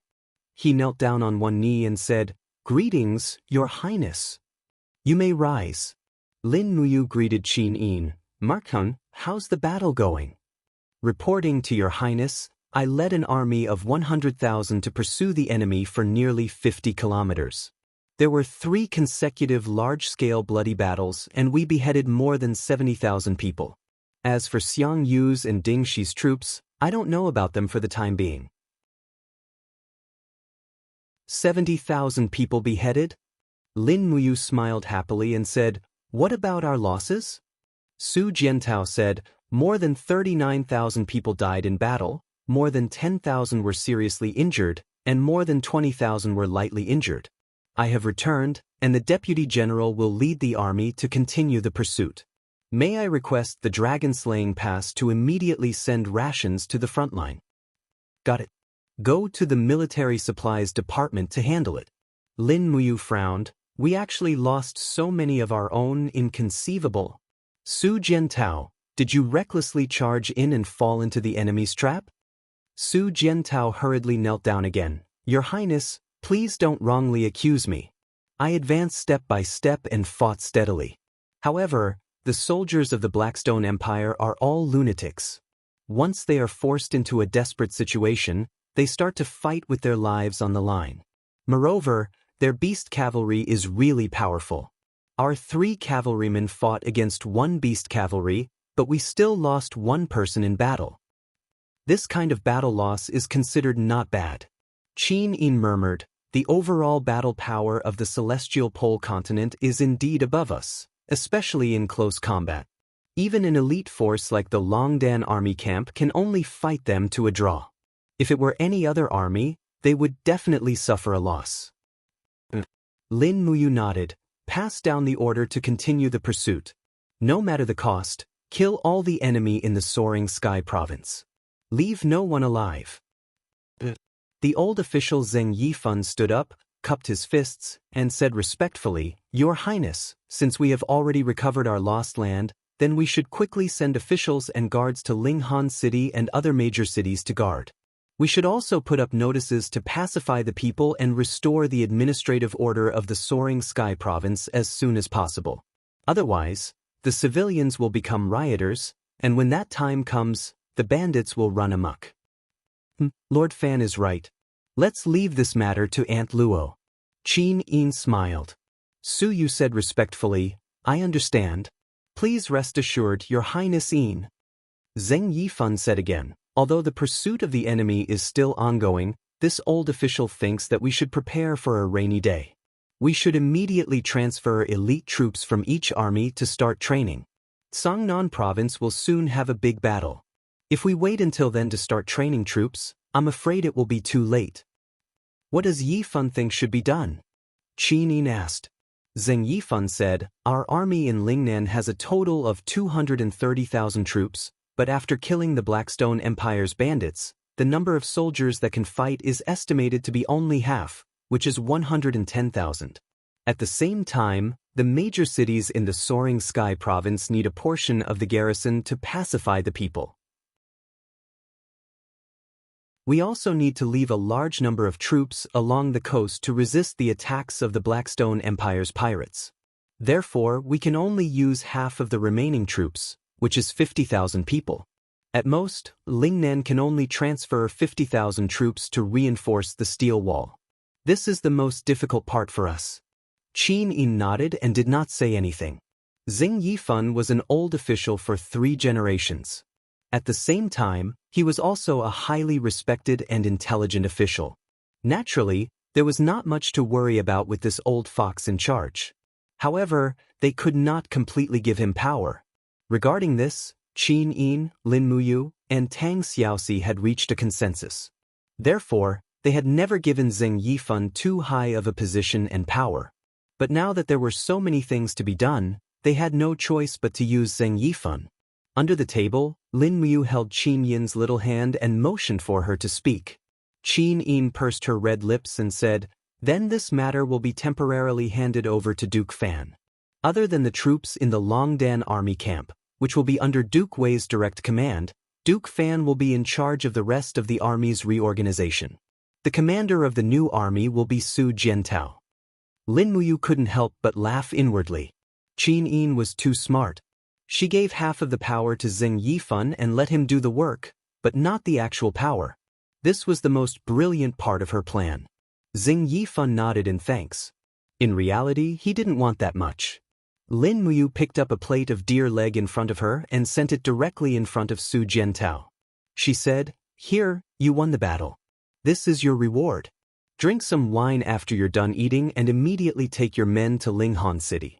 This city must be taken down as soon as possible." Su Jiantao accepted the plate with a smile. "Thank you for the meat, Your Highness." Tang Xiaoxi frowned slightly and said, "South Ridge can only contribute 50,000 troops, and Songnan Province's Qin Yen has less than 100,000 troops. Feng Jixing and Chen Xiaoli can't split themselves, so they can only take out 50,000 troops at most. With a total of 200,000 troops, can they really stop Bai Minghuan's army of 300,000? Lin Muyu's gaze swept across the row of people on the right and said, "This will depend on whether or not the battle angels are willing to help." Terralin laughed softly, "I am Xin's man, of course I am willing to stay and help." Lake said, "I am also willing to follow Lord Xin." Zhou Shimi nodded, "Me too." Terralin said, "Reporting to Your Highness there is another important matter. Lake has a crush on Lord Xin. Do you want me to help you teach him a lesson?" Lake's face was ashen, and he wanted to pinch her to death. Lin Muyu couldn't help but laugh. "Ahem, there is no need for that. Everyone should be united against a common enemy." But at this moment, a battle angel stood up, performed the Western Heaven Realm's etiquette, and said, "Lord Xin, now that you have restored your identity as the Shattered Cauldron Realm's Empress, and I am a battle angel of the Western Divine Realm, we cannot continue to follow Lord Xin. If I continue to follow you, it will mean that I have betrayed my faith and country." Qin Yin nodded and said softly, "Zak Ku, I know your difficulties, so I will not force you. After this meal, you can go anywhere you want. I will give you my blessings. If there really comes a day when you have nowhere to go, then come find me. The gates of the Qin Empire will always be open to you." "Thank you, Lord Xin." Zak Ku took a few steps back and knelt on one knee. The other two battle angels also stood up and expressed their withdrawal. They could not continue to help the Qin army attack the army of the Celestial Pole continent, or else they would be punished by the gods. Just like this, the battle angels under Qin Yin's command changed from 6 to 3 lunatics who were willing to go crazy and risk their lives with her.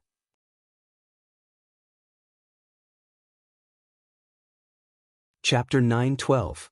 At night, the moonlight was tranquil.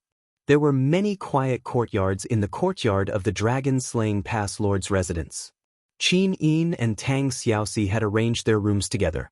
The two had been separated for too long, and the misunderstanding was too deep, so much so that they had too much to talk about. There was no sound in the quiet night. Only the faint chirping of insects could be heard from the distant fertile fields. The chirping was very melodious. The moonlight shone on the carved wooden railings of the corridor. Qin Yin held a cup of fragrant tea in her hand. Unable to fall asleep, she stood quietly under the moonlight. She raised her face and felt the clouds in the sky. "The bed is ready." Tang Xiaoxi walked out of the room and said in surprise, "Xiao Yin, you still want to drink tea at night?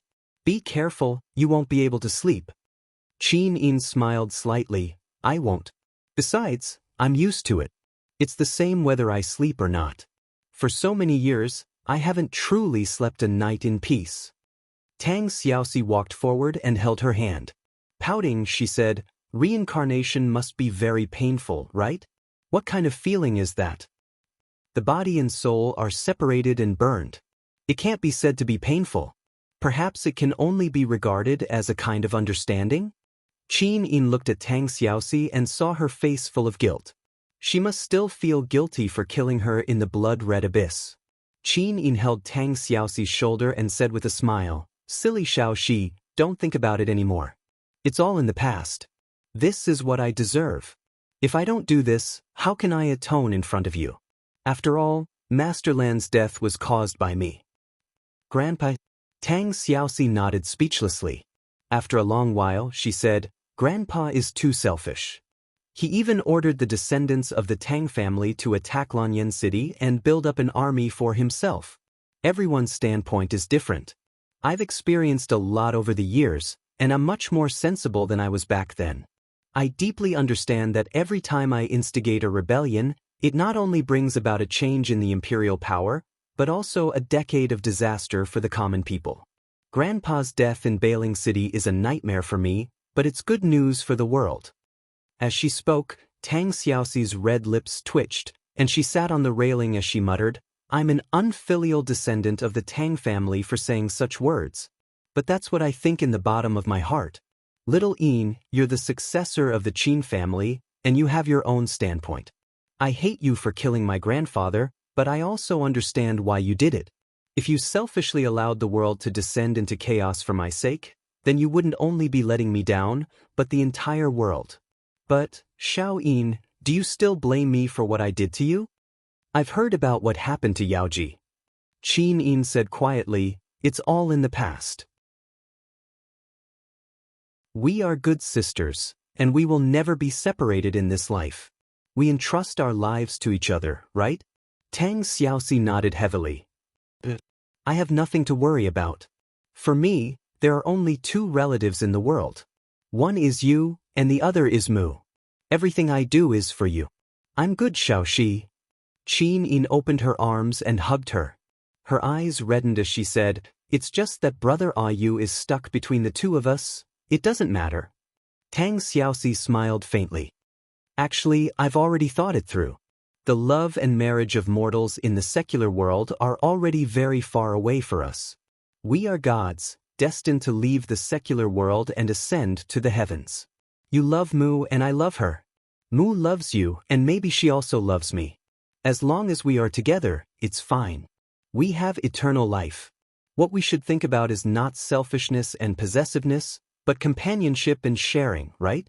Qin Yin nodded. "You're right. I just don't know what Brother Yu is thinking." On the side, a person on a house not far away suddenly sat up. It turned out that he had long been lying on the roof, looking at the moonlight. Moreover, he was not breathing at all.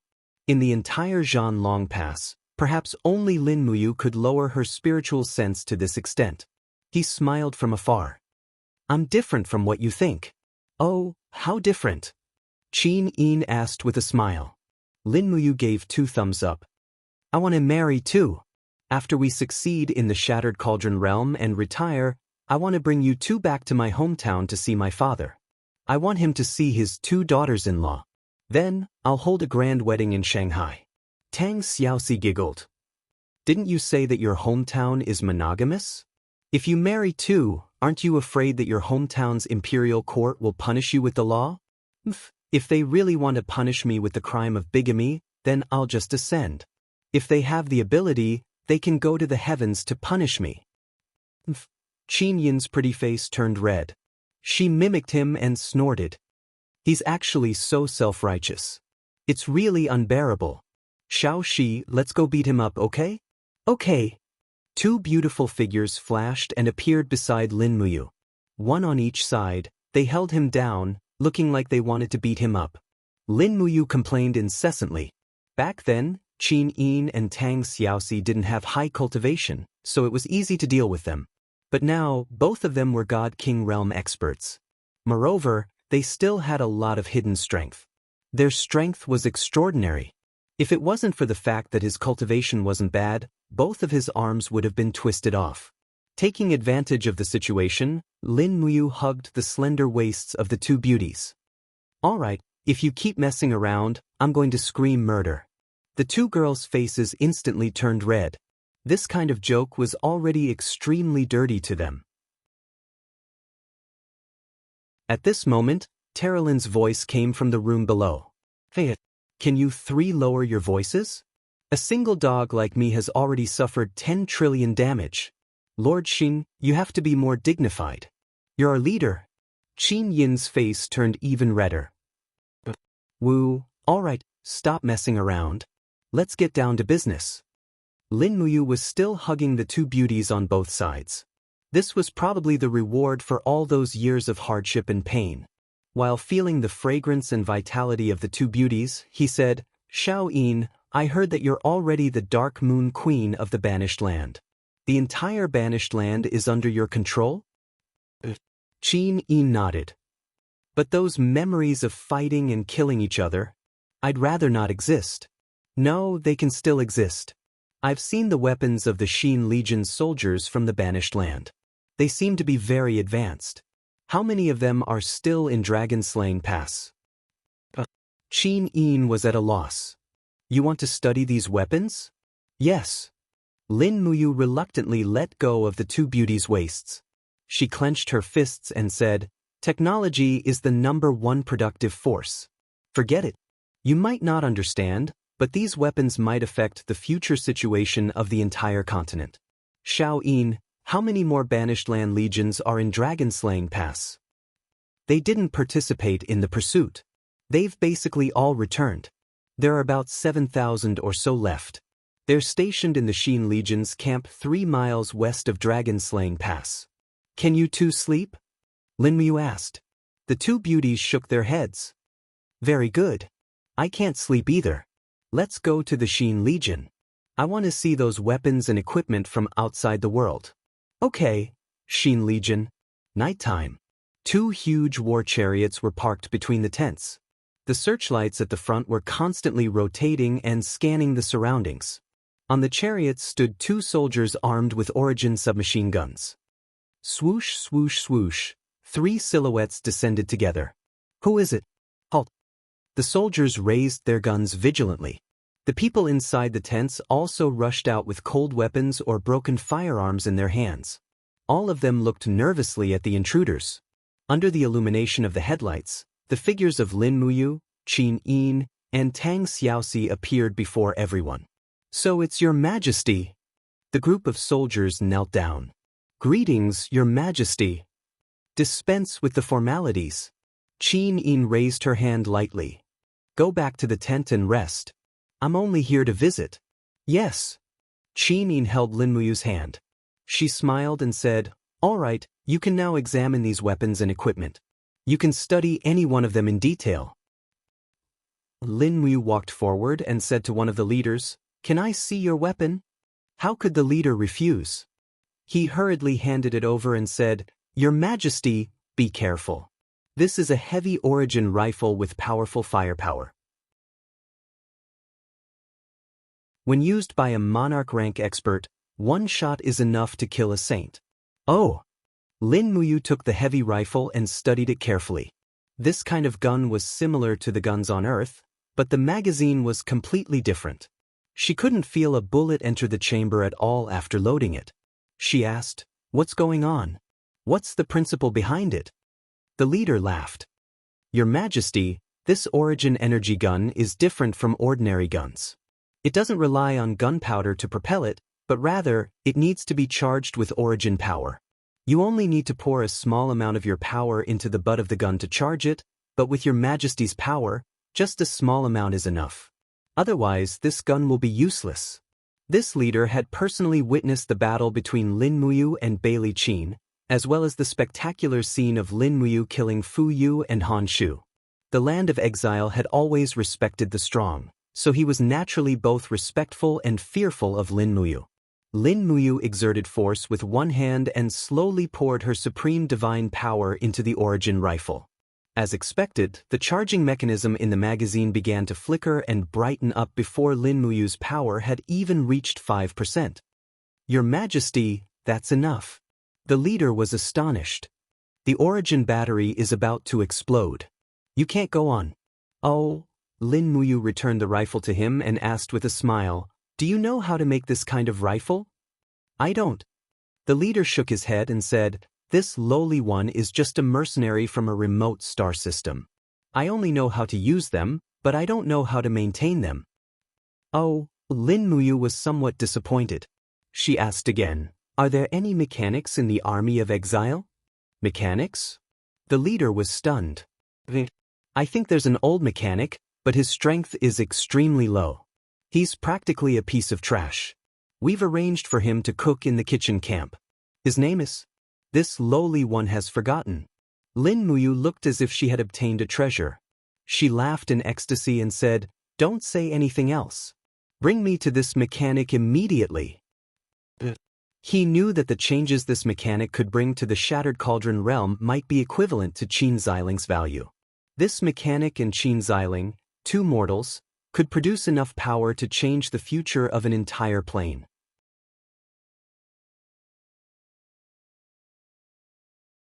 Chapter 9:13. Inside the kitchen, when almost all the banished army had fallen asleep, the kitchen was bustling with activity. Dozens of people were rapidly preparing the ingredients for breakfast the next day. The people from the banished land were like starving ghosts. They couldn't fill their stomachs in the banished land all year round. In the end, coming to the Shattered Cauldron realm was like going to heaven. The Southridge province was incomparably fertile, and there were countless resources. Every day, they would eat white rice, meat buns, and meat dishes in soup until their bellies were round.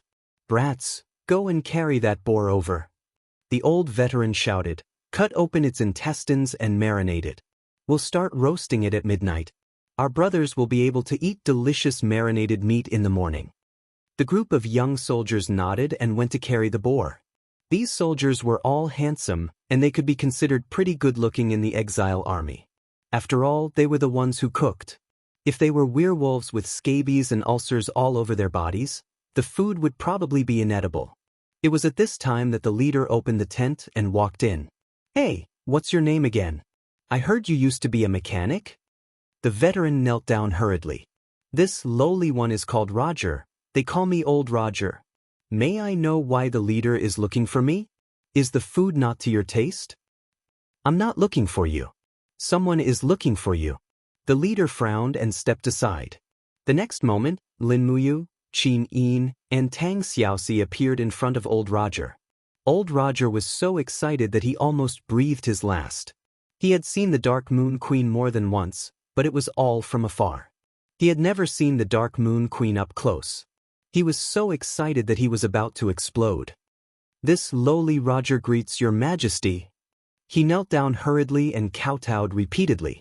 Qin Yin closed her eyes and held Lin Muyu's hand with a smile. "No need to be so polite. I'm not the one looking for you. It's my big brother Yu who's looking for you." "It's your highness Yu." Old Roger kowtowed again. "May I know what your highness Yu needs?" Lin Muyu helped him up and said, "You don't have to be so polite. Logically speaking, I should call you an old driver." "Oh, that's not right. I should call you old master."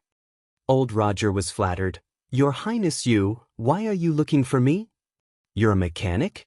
"Yes, I've been a mechanic for a few years. During the Interstellar War, I followed the Federal Empire's fleet to battle once. But that time, it was too tragic. We encountered an army led by two god emperors from the Northern Heaven realm. The entire fleet disappeared in an instant." "An entire interstellar fleet can't defeat two god emperors?" "Those are two god emperors above the 90th level of heaven. Godly state experts can also survive in the universe and don't have to worry about air. Furthermore, they can travel through space freely and can easily destroy our defense shield and avoid the attacks of the particle cannons. Even the laser plasma can't penetrate their god wall. All they need to do is to destroy the pressure system of each battleship and they can make us fall apart." Saying that, Old Roger sighed. "The gap between mortals and gods is impossible to measure." "What about thermonuclear weapons?" Lin Muyu thought of the trump cards of many powerful countries on Earth. Old Roger couldn't help but smile. "If your highness Yu thinks that thermonuclear weapons can penetrate the god wall, then you're lying to yourself. Moreover, the bodies of god state experts have been tempered and forged. Radiation is useless to them. But the technology of thermonuclear weapons is rarely achieved. How would your highness Yu know about it?" "My hometown is Earth, a planet in the Milky Way galaxy." "Earth?" Old Roger frowned. "I think I've heard of it. That galaxy is still in the middle stage of development. Because of its remote location, it has avoided all the galactic wars. What a lucky person. However, if Your Highness you really comes from Earth, then no one will dare to invade this planet in the future. Let's get back to business. Lin Muyu said, I want you to help me improve these origin rifles and other weapons to deal with the Dragon Knights and the gods of the Western Divine Realm. Old Roger was stunned for a moment and couldn't help but smile. Your Highness you, this lowly one has also said that an entire fleet can't do anything to two god emperors. How can these mere origin rifles deal with the experts of the Western Divine Realm? That's because you don't know about the Demon Heart Stone. Demon Heart Stone? Yes, the substance contained in this stone is the nemesis of God state experts. Once it enters the bloodline, it will restrict God power. This is what I want you to do. Extract the element from the Demon Heart Stone and add it to your firearms. Find a way to deal with the God state experts. As she spoke, Lin Muyu spread out her hands and smiled. If you have any needs, just tell us. We will try our best to satisfy you. Old Roger frowned. This lowly one can try, but I can't guarantee success.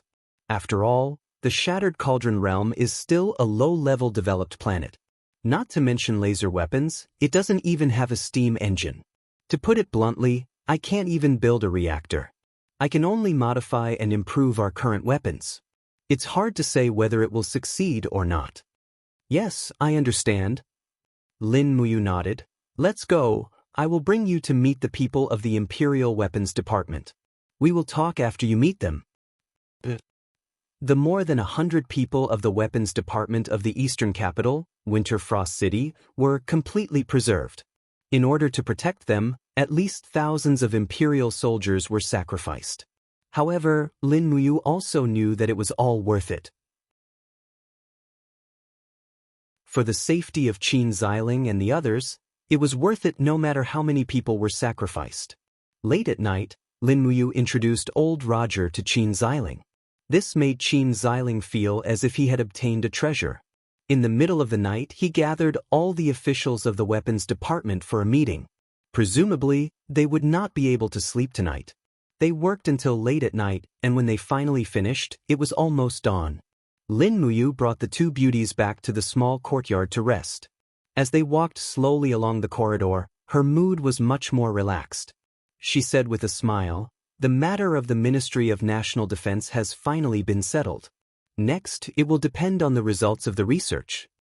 What is the Ministry of National Defense? I don't understand. Tang Xiaoxi pouted. You will understand in the future. Lin Muyu took a deep breath and said, everyone rest well. Wake up at noon. There may be new military intelligence sent from afar in the afternoon. After Linghan City is taken, we will go to Linghan City to rest for 2 days. Moreover, we will begin to gather troops and prepare to rush to Tsangnan province. 2 days passed in the blink of an eye, and a letter flew to Dragon Slaying Pass. Under the siege of Su Jiantao, Linghan City, the capital of Ling Sky Province, had finally been reclaimed and returned to the embrace of the empire. At noon, Lin Muyu, Qin Yin, and Tang Xiaoxi brought Terralin and the others to Linghan City.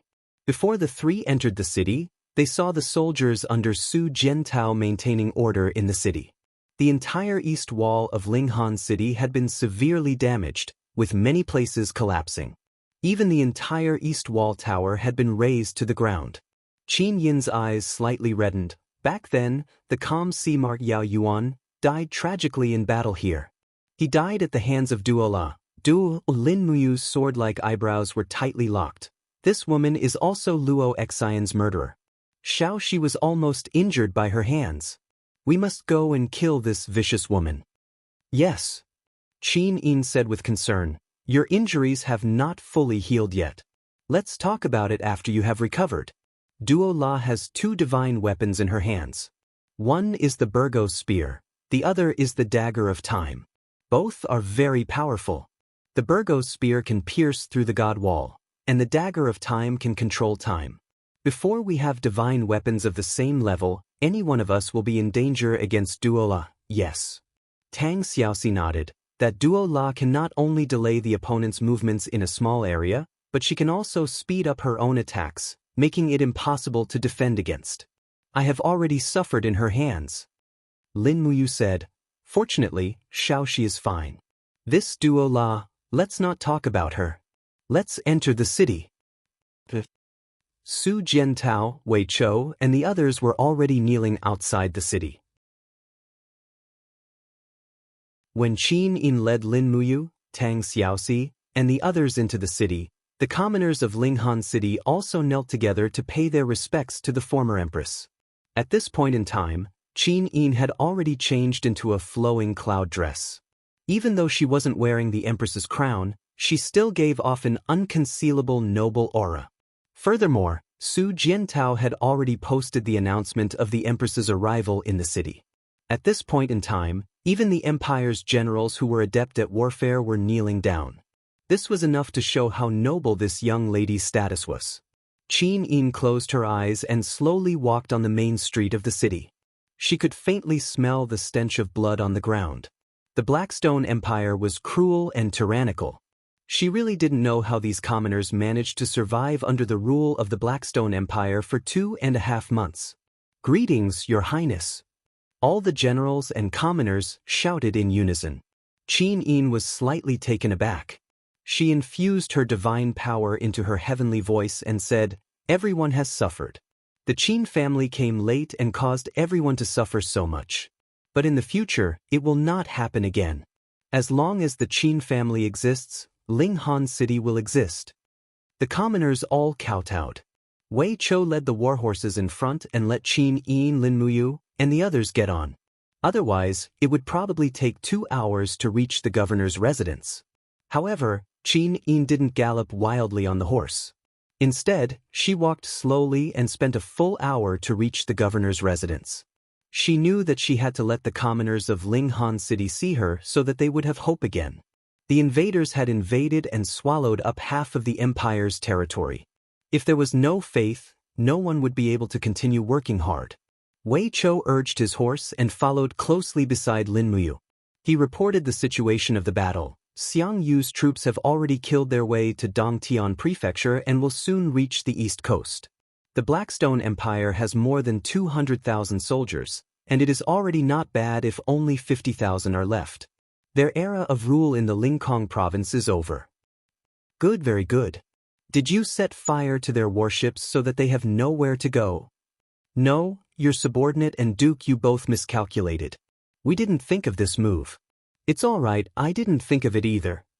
Lin Muyu rubbed her nose. Wei Chou grinned and didn't say anything.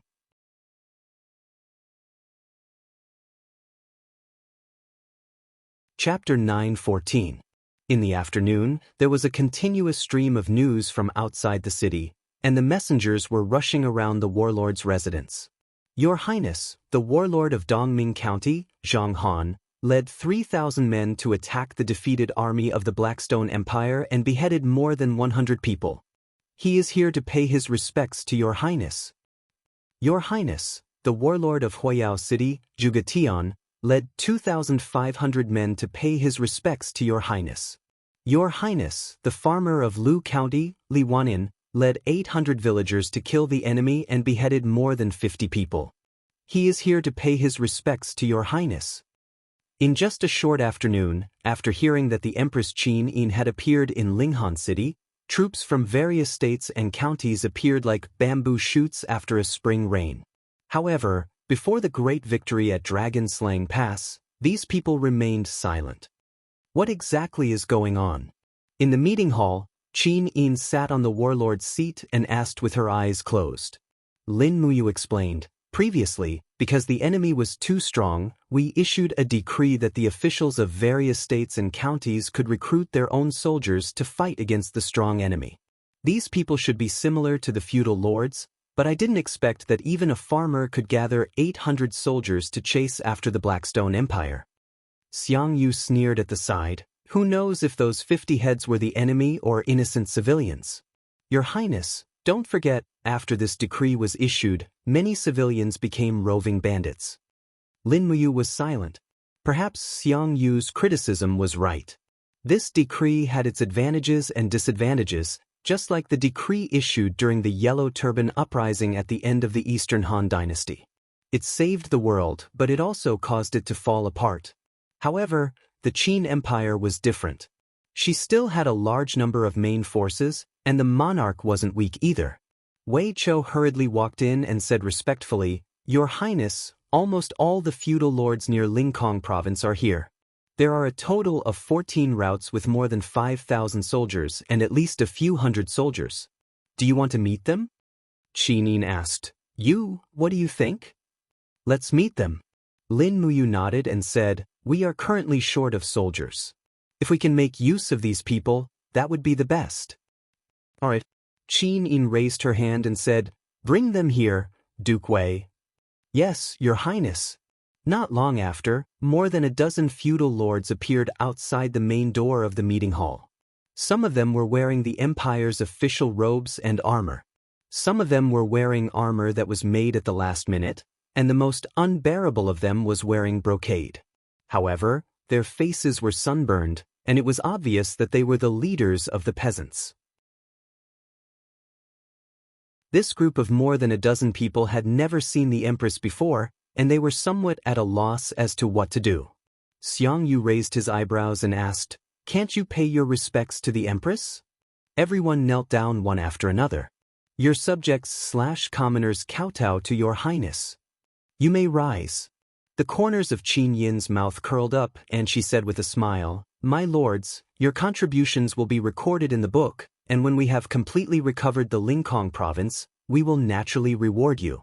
But now, the Empire is in need of manpower, so I wonder if your troops are willing to be incorporated into the various legions?"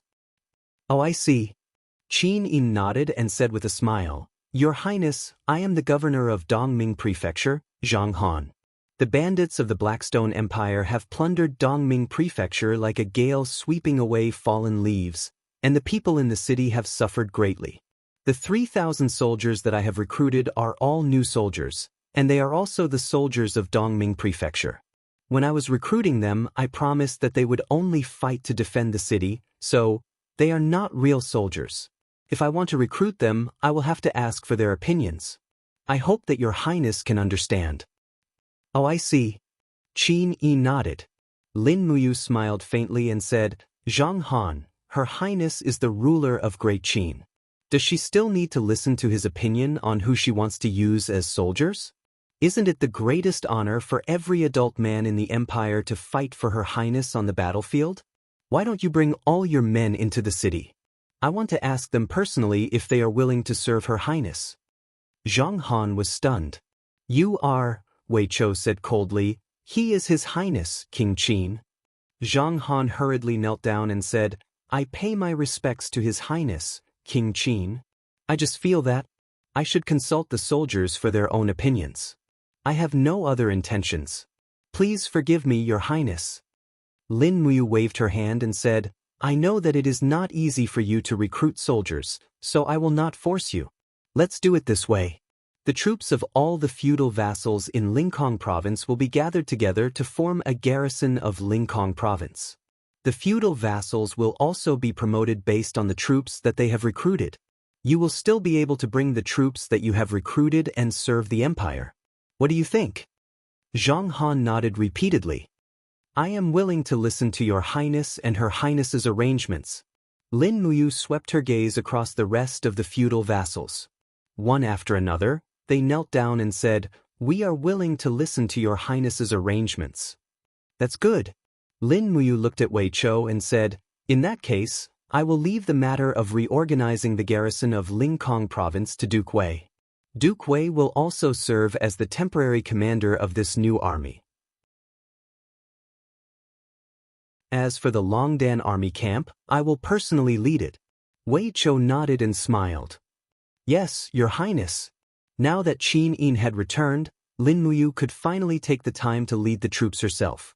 It was also very suitable to appoint Wei Chou as the commander of this new army. Wei Chou was a famous general of the empire and had many successful battles. In terms of prestige and ability to lead troops, he was also one of the best in the empire. He was able to convince the masses and had the ability to lead a new army.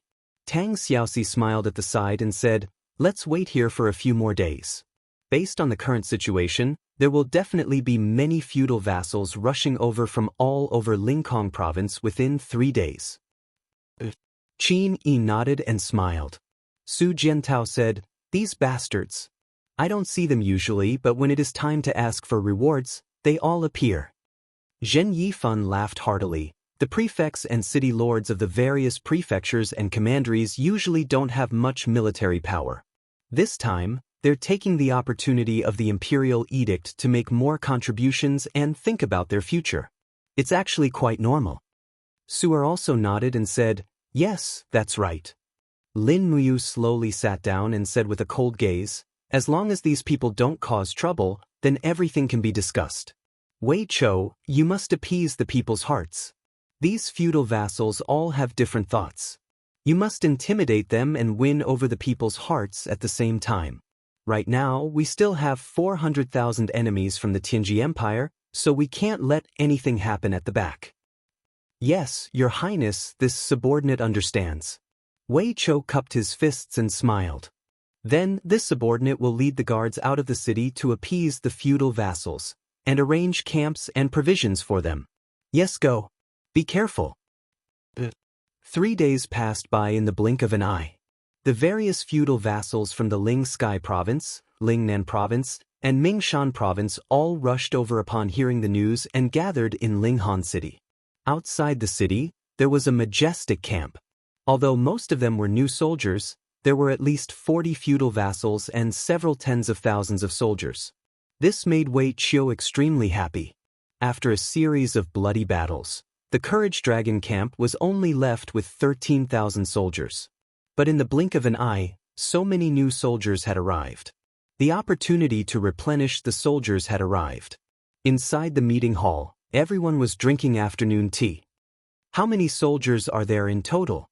Lin Muyu looked at the name list and asked. Wei Chou said happily, "So far, there are more than 74,000 soldiers. I estimate that there are still tens of thousands of soldiers on the way." Zheng Yifan smiled. "Congratulations, Duke Wei. The garrison army has just been established, but it already has more than 100,000 soldiers. Speaking of which, in terms of numbers, it can already be considered the #1 army of the empire." Wei Chou said helplessly, "Why must Lord Fan make fun of me? I'm afraid that the combat strength of these 100,000 soldiers cannot even compare to the 10,000 infantry and cavalry of the Longdan army camp." At this moment, a civil official walked in with a thick booklet in his hand, and he said, "The Assistant Minister of the Ministry of Revenue, Jiang Chong, greets Your Highness Yin." "Rise, speak." "Yes." Jiang Chong placed the register on the table and flipped to the first page with a trembling hand. He said, "The Ministry of Revenue has done a rough count. Last year, the Lincoln province had a total of 5 million households. Assuming that each household has 8 members, the total population is 40 million. We started counting from a month ago, and the current number of households is only about 3,300,000. When the Blackstone bandits came, many of the commoners were killed, captured, or hid in the mountains and forests. Nearly half of the population was lost, and the feudal lords forcefully conscripted the commoners. Now, the Lincoln province can be said to be 100 things waiting to be done, and the farmland is barren.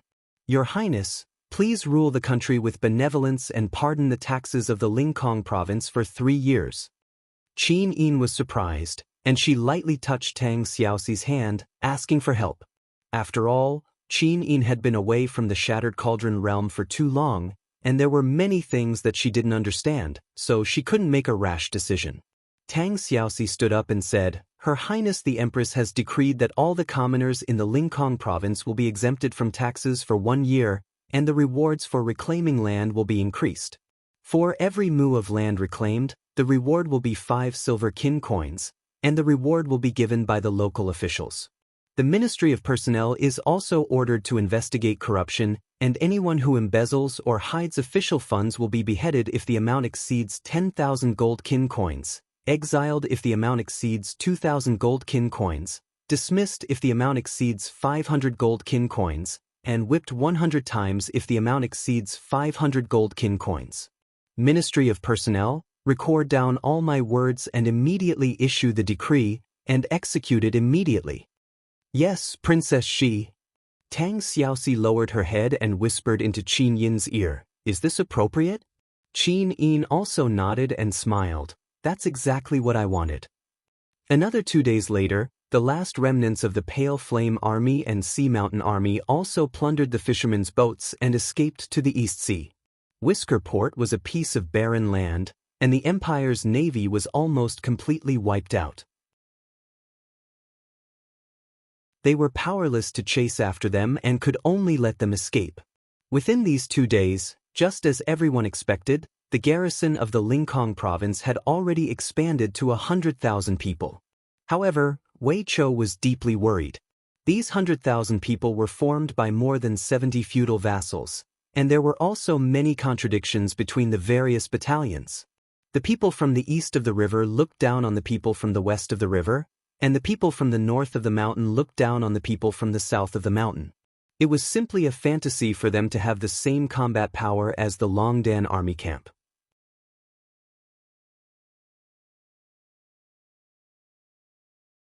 Chapter 9:15.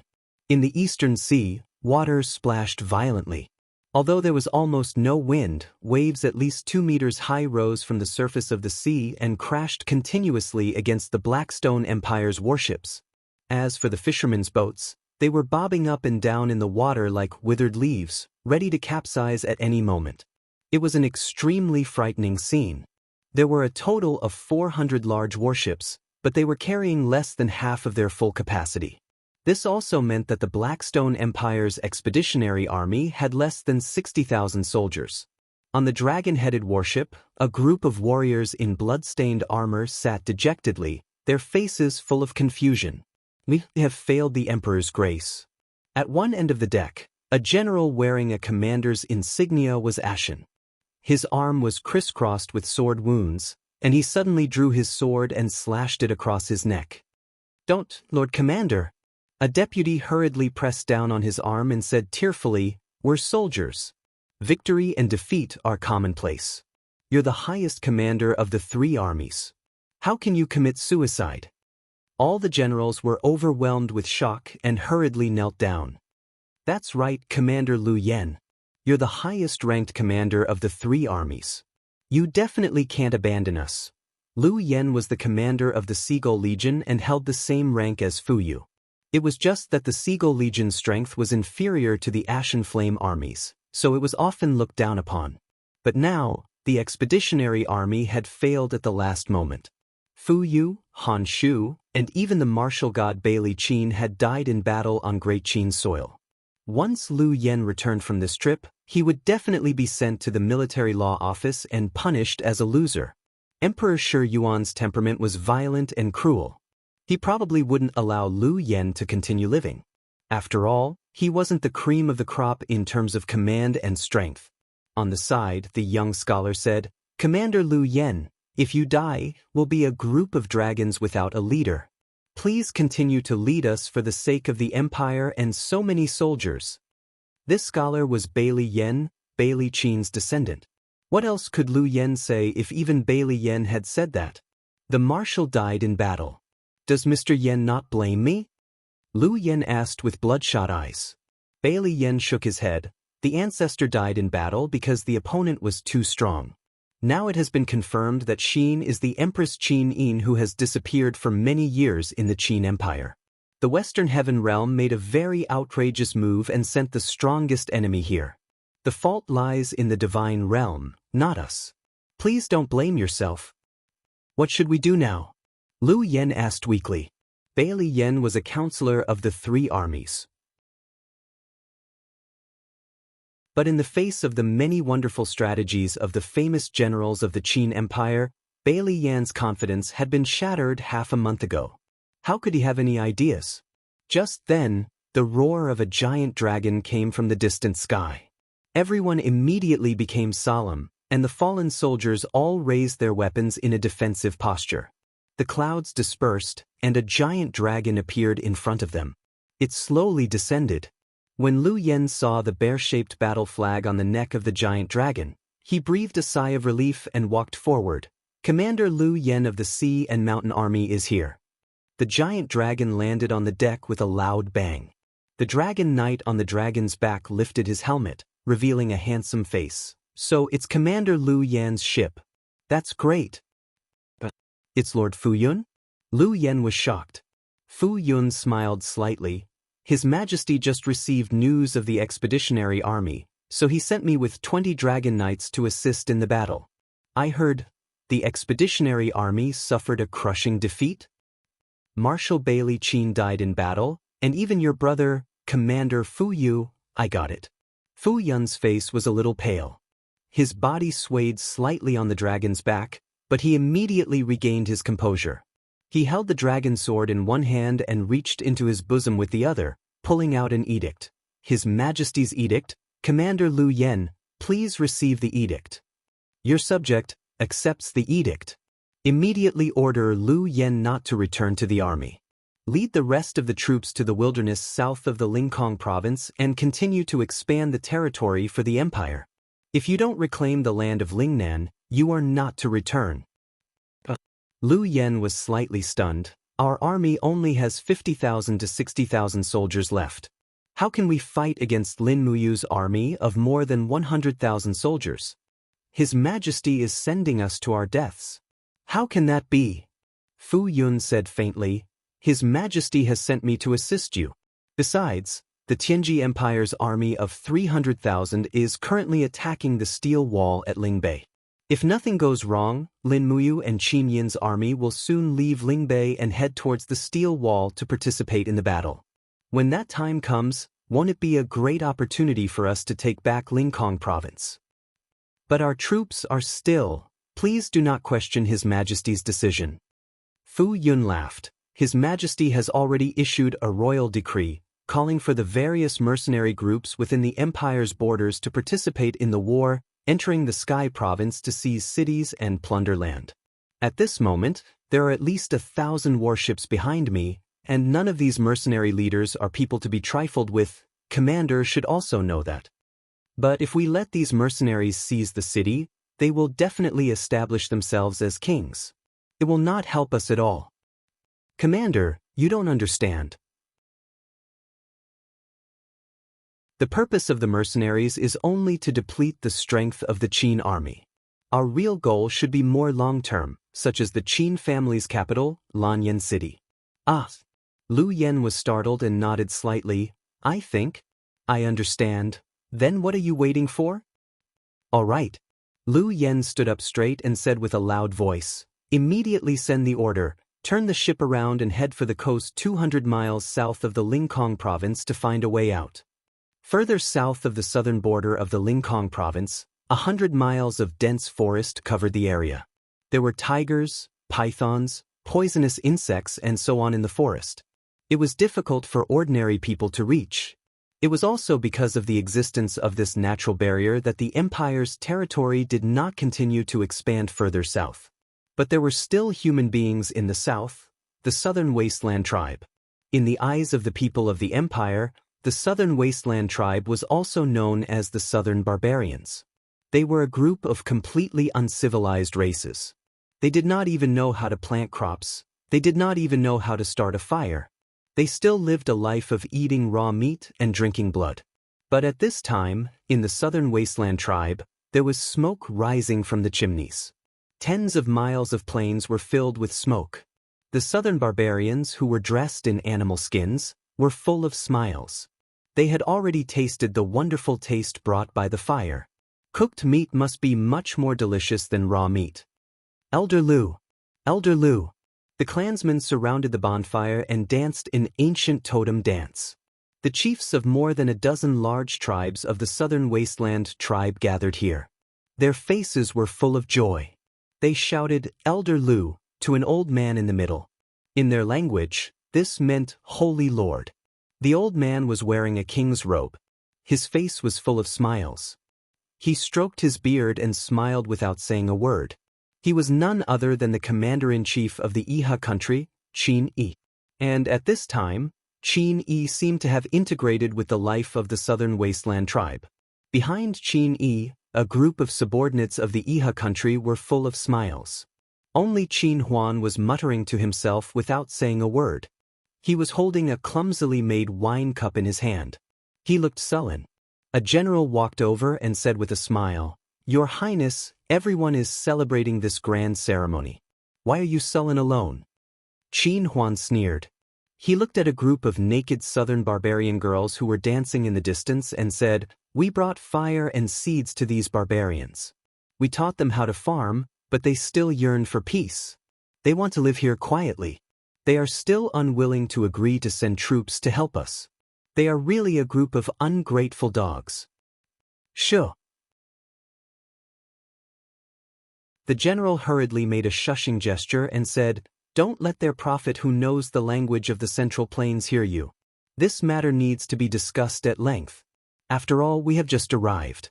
Not to mention eating and living in other people's houses. Now that the commander-in-chief has just been worshipped as the holy lord by the southern barbarians, isn't it only a matter of time before the 18 clans send troops? Don't be fooled by their unattractive appearance. Their youths are full of vigor and strength. Once they put on their armor and pick up their weapons, with a little training, they will become invincible elite soldiers. The youths of these 18 clans add up to 2 million. What a terrifying army it is." I don't think so. None of those old things are willing to work for our Iha country." As he said this, Qin Huan suddenly changed the topic and asked, "I heard, there is news from the Lingnan that Qin Yin has been resurrected and that Ding Shi is not dead. Instead, he has pledged his loyalty to Qin Yin. Is this true?" "Most likely. That old dog Ding Shi is truly despicable and shameless. Our Iha country has treated him so well, but he actually faked his death and has now pledged his loyalty to Qin Yin.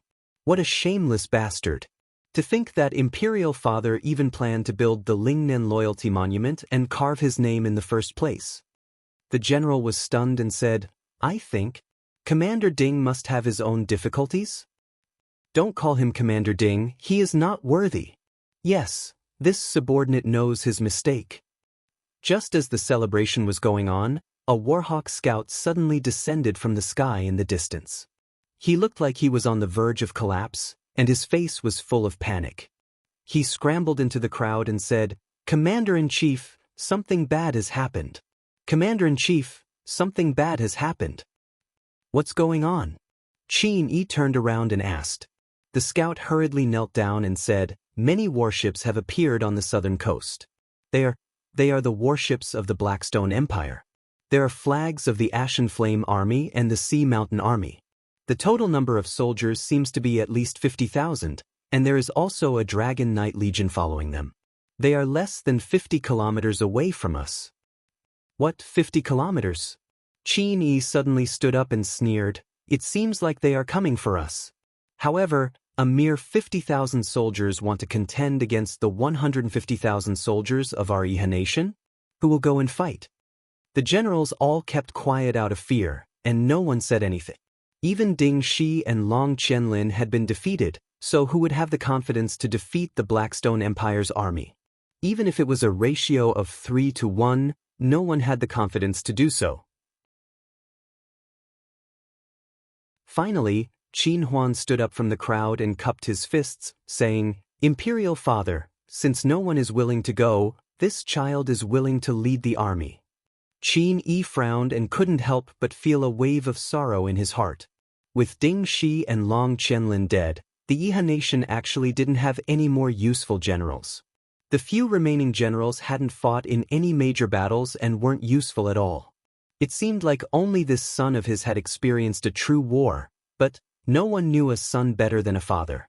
Qin Yi knew that Qin Huan was proud and arrogant, but he didn't have any real ability. "Forget it, I will personally lead the army." Qin Yi lightly waved his hand and said, "3 armies, listen up. Prepare for battle.